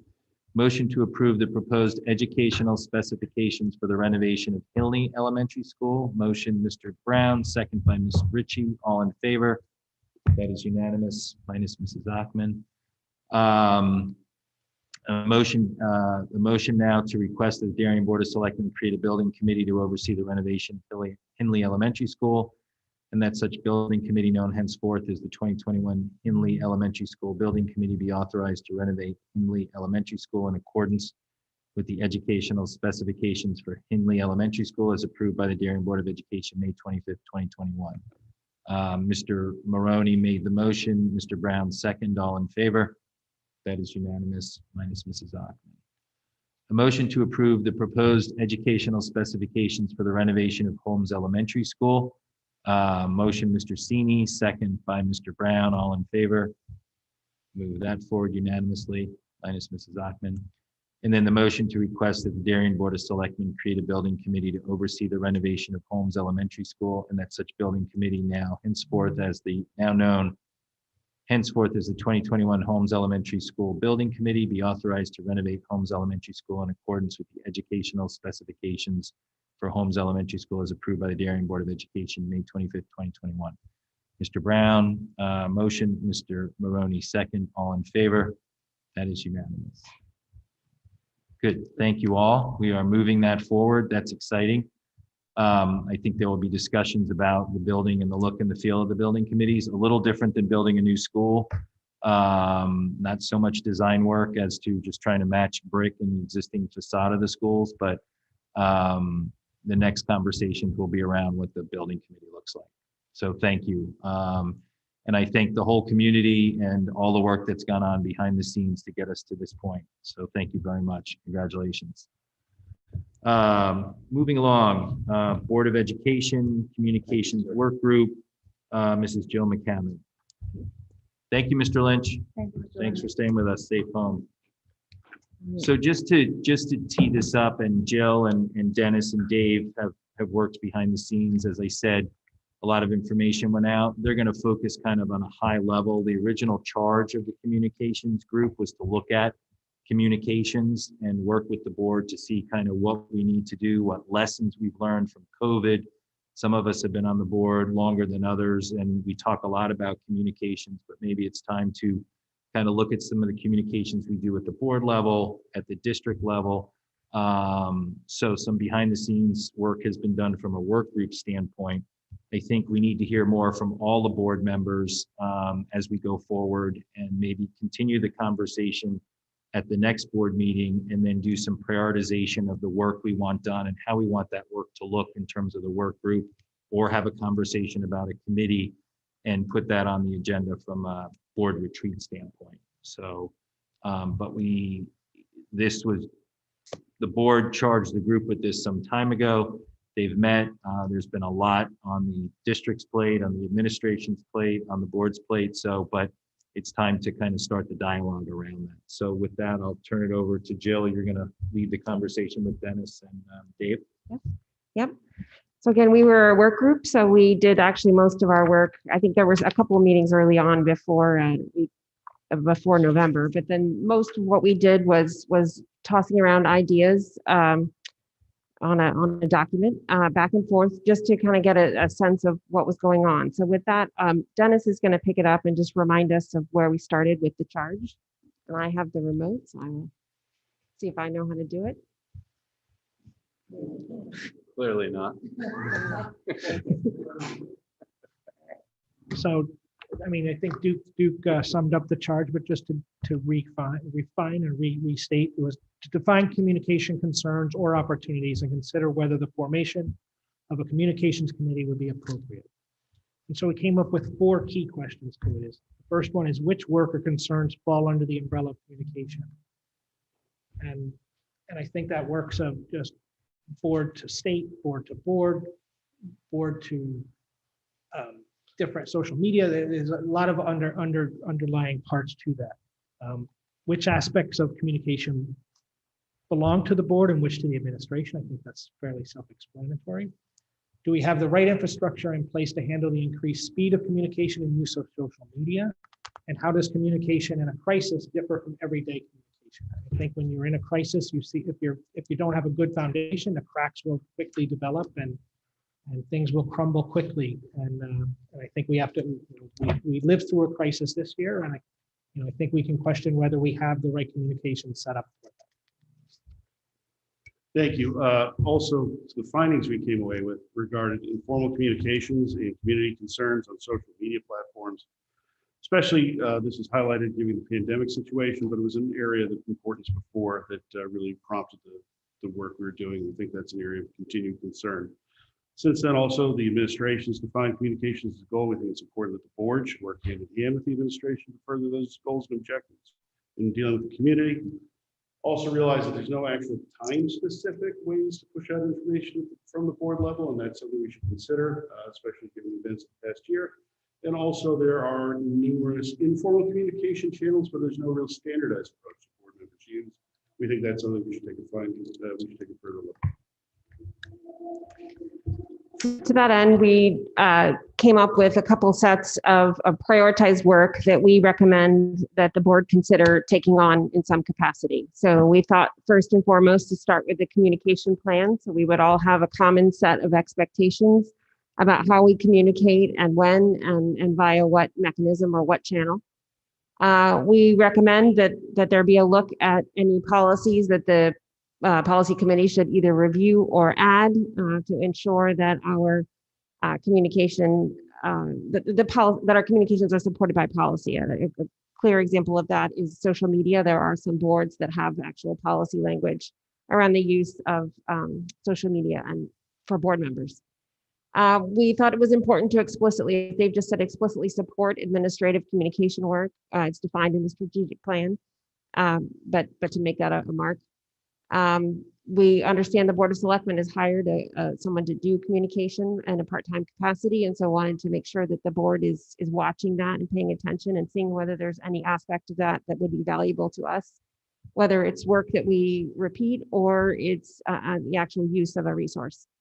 And there were some smaller things that we thought we could do to quickly optimize some communication. For example, just reviewing what type of information board members have on the website. Whether or not we want to put our pictures on is a very small example. Exploring automating meeting notices just so that, maybe you can subscribe to get your soccer games. It'd be nice also, there are enough board meetings that we could just subscribe. These are just little things. And there was some discussion this year over public hearing versus public comment and how that works and how we interact with the public. So those were our suggestions for work that we thought the board might like to take on, or we recommend the board take on. And so we wanted to bring it here to ask the board two things. Number one, is this work you want the board to do? And two, if so, how do we want to move forward doing it? We could stay in a work group format. We could form a formal subcommittee. The board could take it on as a whole. There's plenty of options. But that's where we stopped. We didn't, and wanted to bring it here. Thank you. Thank you all. Thank you for the presentation. I'll open it up to any board questions or comments. Mrs. Parent. To me, and I'm just going to be perfectly frank and honest right now, I was really frustrated reading this document that came out on Friday. As a new board member, everything that I've been taught onboarding through CABE, through Mr. Mooney, is that our work is done in public. And I understand it's a work group, but there was a lot of input into here that was beyond the scope of what I understood. And I went back to the September 22nd meeting when this work group was formed, and I watched it a couple of times, and some of this work was well beyond that scope, in my opinion. And I really feel strongly going forward that this work has to be done in public with administration involved, so that everybody has a say. Because this is, I think it was really, I was just very frustrated by it. What, Mr. Cini. may I follow up? What about the presentation was outside the scope? Not the presentation, what was in our packet, and that's public knowledge. It's an email. But I guess, oh. So okay. I'm not going to get into, thank you for your points, Mrs. Parent. I appreciate that. As I explained, it was a brain dump. It was working notes. It was notes. There's a lot of information that I've been on the board a long time. There's a lot of information that was in there that's been discussed over time. They may be topics we want to take up. They may be topics we might not want to take up. It was a working group. They did a brain dump. They fine-tuned it as to what we want to talk about now and how we want to move forward. And as far as I'm concerned, all this work will and has to be done at the board table. I say going forward, my personal opinion is we need to get away from the working group and either do a committee, subcommittee, communication subcommittee, or as a full board, because it has to be. That's the question on the table. Right. So that's my opinion. Okay. Mr. Cini. First of all, I think the idea of refining our communication, because I just think of recent events, celebrate DHS being named #1 in the state. The board didn't have a voice in that. The district did, but the board didn't. And we should want to celebrate that as a board. To inform constituents. I know we had a vote early on in the fall that was confusing to some, and 4 individual board members wrote a letter to the editor, and it would have been better to present the majority vote and define that as a board, not individual members. And a highlight neat stuff like Dr. Adley on the recent podcast.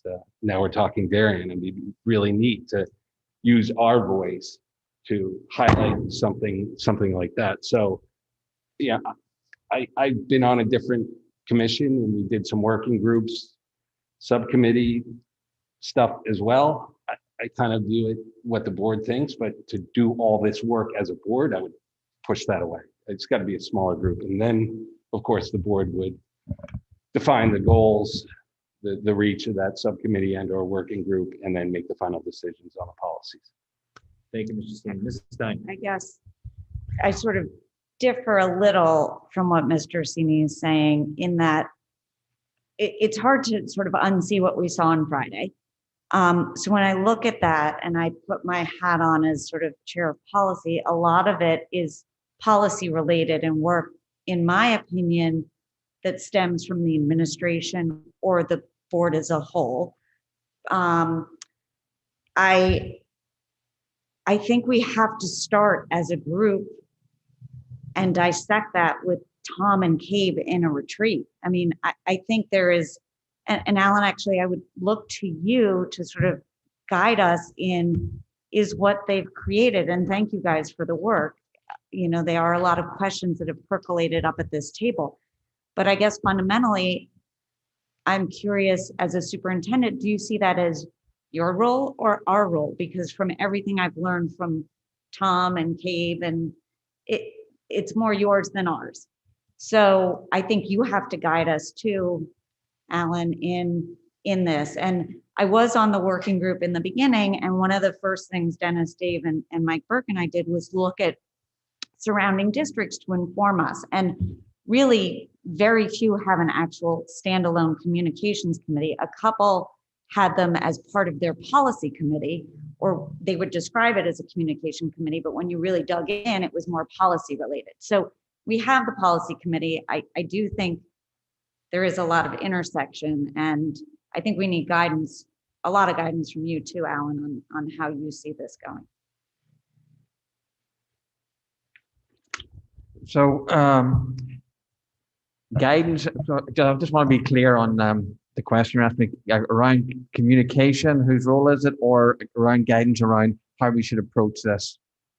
I think both. Both. I mean, I think Jill asked the right question, which is, what are we doing, right? Are we going to be a working group, a committee? Is it the full board? Is it the administration? I think it has to be defined, but I think a lot of the subsections in the working notes, to me, fall more on administration than on the board.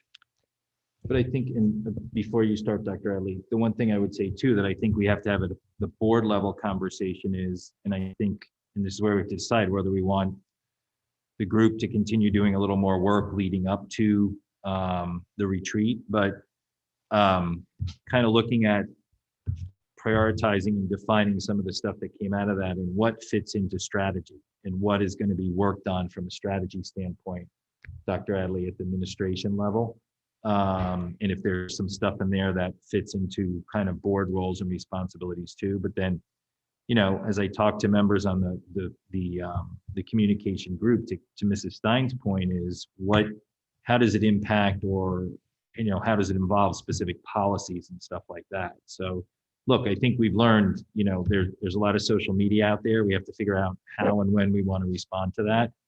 And I think just overall communication in general from a board perspective. So I'll let the board finish, Dr. Adams. Mrs. Ritchie. So, I mean, it's always been my understanding in conversations with Tom Mooney that we are board members only when we sit at this board table, and when we step away, we are elected officials, but we are no longer board members. So the other thing I want to say is we have policy that's very clear about who the spokesperson of the board is, and that would be our chair and the superintendent. So that is a policy question. If we want to change, I mean, I'm just looking at the first bullet point. So if we're creating a communication plan for the board, are we saying we're now allowing all board members to go out and communicate in various different ways? That sounds like it opens a whole host of issues for me. I appreciate all the work that's gone into the document, and I know we were supposed to push that document aside and just look at the slides, but I already read the document. The document's now in my brain. I see there could be some policy work. I see there's some good points, but I also see that there are some things that are being discussed that aren't related to communications. So I do agree with Mrs. Parent that this is, I always say this, that we do our work at the public board table. We do our work in public. It's fine that there was some work that was done outside of that, but I really feel strongly that from going forward, that this work needs to be done by the 9 of us at this board table. Mr. Brown. So I would just like to harken back to when we had a vote at this table and it was decided we should have a working group. And I find it a little disingenuous to be subjected to a Kafka trap. This is going on right now. We were charged to do this work. We did this work. If people disagree with the scope, this is the way you asked it to be done, and we did it. Question before us tonight is how do we proceed as a board or as a committee? Thank you, Mr. Brown. Mrs. Ritchie. So I'll just read the motion as it was approved the night of the 22nd of September. The motion was to convene a working group to study the necessity and function of a communications subcommittee of the board. So I would love for you 3 to articulate, do you support a communications subcommittee? That was the charge. And what would be the work of that committee? Well, So I'm sorry, could you reread that? The motion, as Mike Burke made it on the 22nd, was to convene a working group to study the necessity and function of a communications subcommittee of the board. So we did that, and that's the question before us, is do we form a subcommittee?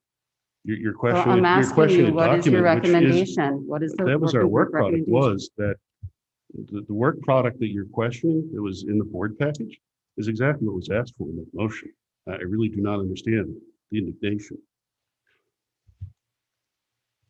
So let's move forward and discuss from a board perspective. How do we want to move forward with work being done around communication from the board? Do we want the work group to continue to do some work? Do we want to add someone to the work group? Do we want to do some takeaways this evening and then have some follow-up the next board meeting so that we've got some work done before the board retreat? Mrs. Stein? I mean, I'll reiterate, I personally think we started a retreat, but if it is going to stay as a group, I would ask that we make it a more formal committee with either Marge because of policy or, have administration represented. So that's, I feel like the working group has sort of done their work, and some of the stuff in there, Dave, I think if I want to clarify what I was saying, a lot of it to me is an intersection with policy that needs to be dealt with in a different way, in my opinion. And we can agree to disagree, but there's stuff in there about budget process, other things that I felt were slightly out of scope. But I think we can all agree, everyone here feels like we can move forward in a collaborative way with some either guidance from Tom, Cabe, Marge, Alan. I think it's at the point where we need administration or school representation. No, I think you're exactly right, Katie, and it's a good point. I mean, this was a study, as we were asked to do, and there's things that some people may think fit, some people think don't. But I, personally, if I was going to make a motion, I propose that we move and have a subcommittee to explore this further, whether it's part of policy or its own standalone. I'm agnostic, but as a member of the working group, that would be my recommendation at this time. Dr. Adley? Mr. Sini? Sorry, I would support the subcommittee. I just want to make sure that we're not overwhelming, administration with another subcommittee. And maybe there's a way we can throw it in policy and add it, and we're getting into nomenclature, but a working group of the policy committee. I get it. This stuff intersects, guys, but I definitely don't want to sit here as 9 of us, creating recommendations. Okay. So, I wholeheartedly oppose the 9 of us figuring this all out. I mean, you have trust and faith in a subcommittee of some sort or a working group of a subcommittee and get this done. Although I would say if we started with a retreat, I guess my vision is it's a launching point where we can get guidance from, and Alan, you can have some time to think about it. I sort of put you on the spot tonight, but also Tom is generally at our retreats, or Cabe, to just get us set and answer those questions as a group of 9. What do we want to do overarching, and how are we going to execute it in terms of structure? So I think to Mrs. Stein's point, I think it gives us time as a board, as the 9 members, to what's been read is read. The work was done. A lot of thought was given to it. There's nothing in there that I haven't thought about or talked about in the 7+ years that I've been on the board too. So what I think we have to do is we can look at that work, or we can look at the comments, but come up with our own thoughts and ideas that we can bring to the table to have a thoughtful conversation. And at the end of the day, it has to be prioritized. You can't get everything done all at once. So what are the priorities we want to tackle? But then I think we need to understand, Dr. Adley, from you and the administration, you're ending school. There's going to be a busy summer getting school ready. Hopefully it looks rather normal, but just understanding the capacity that you have. But I think we can help with that by the board members doing the work between now and the retreat of prioritizing their thoughts of what specifically they think a communication subgroup should focus on. I don't know if you want to add anything there, Dr. Adley. You want to go first? Okay. No, so now that I've seen this over the weekend, right? And so this is my opportunity to sort of reflect on the document. What Ms. Stein says is actually correct in the sense of my experience of communication subcommittees. They tend to be tagged on to another committee. It might be, my goodness, it may be curriculum and communication, might be curriculum and, or it might be communications and technology, or whatever or communications and policy actually it tends to be. I would say my experience has been it's got less of attention in that scenario, right?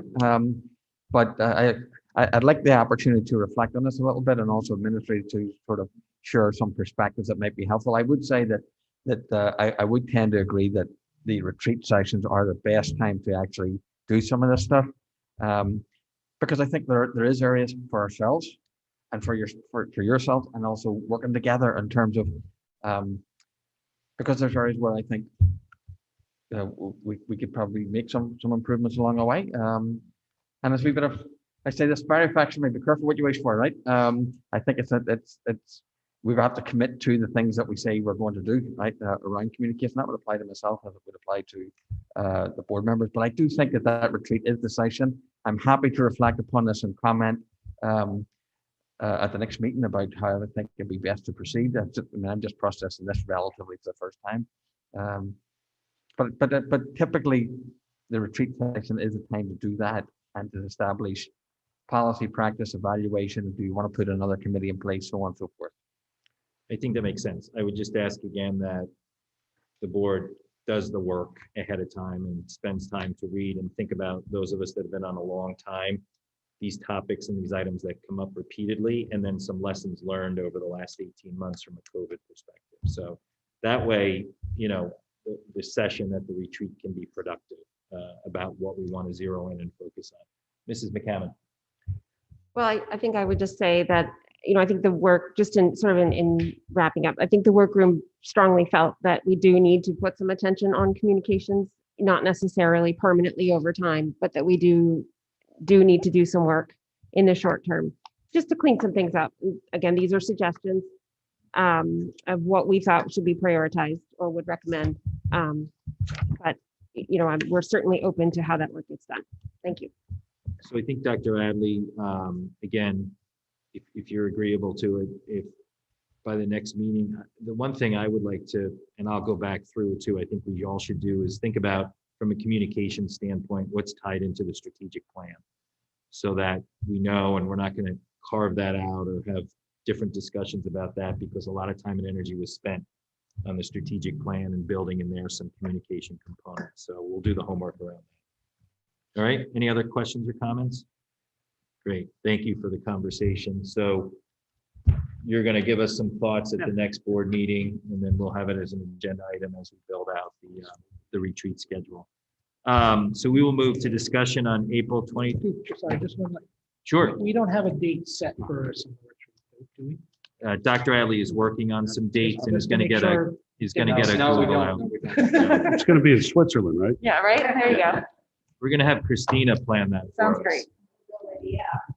So discussion on April 2021 financial report, possible action on proposed budget transfers. Mr. Rudel, I know Mrs. Achman had to leave, but there was a finance committee meeting and the usual good conversation about everything that's going on financial and all the transfers, but I'll turn it over to Mr. Rudel. So this is the financial report through April. We are forecasting a year-end surplus of $1,125,704, or just over 1%. The general education RCs are a positive 468,000. Special education RCs are a positive 759,000, with about half of that being excess cost. And then reopening expenditures are a deficit of 102,000, giving us our $1.1 million. Reopening expenditures stand at about 3.6 million. We have received grants of just shy of 1.1. There's been transfers of about 688,000. And then we did receive a supplemental appropriation of $1.7 million. Some of the changes from the last forecast in the reopening expenditures leading to our deficit: adjustment to the director of nursing for the COVID compliance liaison, some additional funds for contact tracing for the nurses and athletic trainers. We have canceled our weekend cleaning contract effective June 1st, which is a positive balance. The school lunch deficit of 98,000, and that's largely a product of being remote after spring break week. Some savings in the lunch monitors due to being remote for that week, and then the small balance in technology equipment. Some changes in our prior forecast. I won't go through all of them, but highlighting a small change in out-of-district tuition settlements. The excess cost reimbursement has been adjusted down by the state from 80.7 to 80.31, and we do expect to get that balance of revenue this week. Small adjustment down in utilities, and then to the positive, district legal fees continue to trend positive. We've had some salary savings in the special education secretary and special education paras and some athletic coaches, and then some additional funds in athletic transportation. Salaries are a positive 411,000. Interns again remain positive at 45,000. Clubs and councils again at positive 18,000. Salary savings or turnover of 313,000. Contract support due to favorable non-certified contracts of 48,000.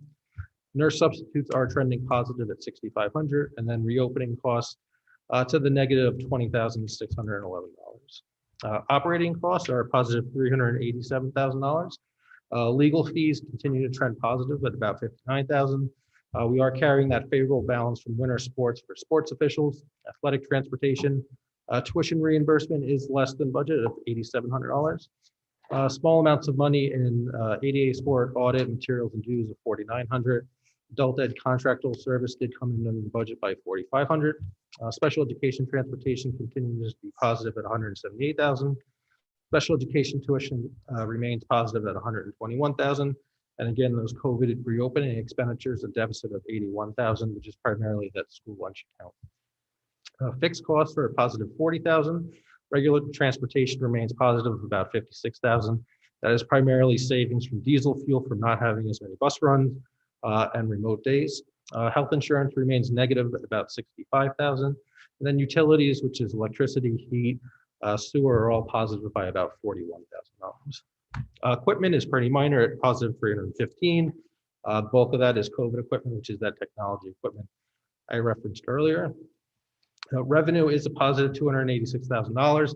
Again, the bulk of that is excess cost, which is $374,000 above budget, and that is a product of a reimbursement rate of 80.31%, which is one of the highest reimbursement rates in a number of years. So there are 3 transfers for consideration. The first is $98,747 going into consultant services into COVID. This is to cover a projected school lunch deficit due to the remote days and hybrid learning days that we've had. We are recommending taking it from COVID savings associated with transportation and officials. $22,500 for nurse and athletic trainer contact tracing. And we are recommending taking those funds from lower substitute costs, and then diesel savings from transportation. And then director of nursing is a COVID to COVID transfer, but we did want to put this forward. And we are recommending taking that from the savings from canceling the weekend cleaning contracts. Thank you, Mr. Rudel. Any questions or comments from the board? Mrs. Ritchie. No, in our meeting, we spoke about the nurse contact tracing transfer. So maybe you could just review that for the full board so they understand how that is going to work. So there's 3 pieces to it. It is a $2,000 stipend for every nurse at the secondary level. So there's 3 at the high school and 3 at the middle school. So that's $12,000 of the $22,500. $1,500 for each athletic trainer. So that's $3,000. And then $7,500 should we need it for additional contact tracing throughout the year for additional hours worked by our nurses. If we don't have that much contact tracing going on between now and the end of the school year, that $7,500 will not be spent. Thank you, Mrs. Ritchie. Thank you, Mr. Rudel. Any other questions or comments? May I have a motion to move forward with the transfers for the Board of Ed? Mr. Sini, second by Mrs. Parent. All those in favor? That is unanimous, minus Mrs. Hoffman. Thank you. We'll move on quickly to action items, personnel items. Mrs. Sion. The personnel action report reflects the administrators, the appointments that you made earlier this evening, and a couple of retirements and a resignation. So I have a motion to move forward the personnel action report. Mrs. Ritchie, second by Mrs. Parent. All those in favor? That is unanimous. Thank you. Michelle, good to be back to you with public comment. Good evening. If you would like to speak during public comment, please click the participants icon on the bottom of your Zoom screen.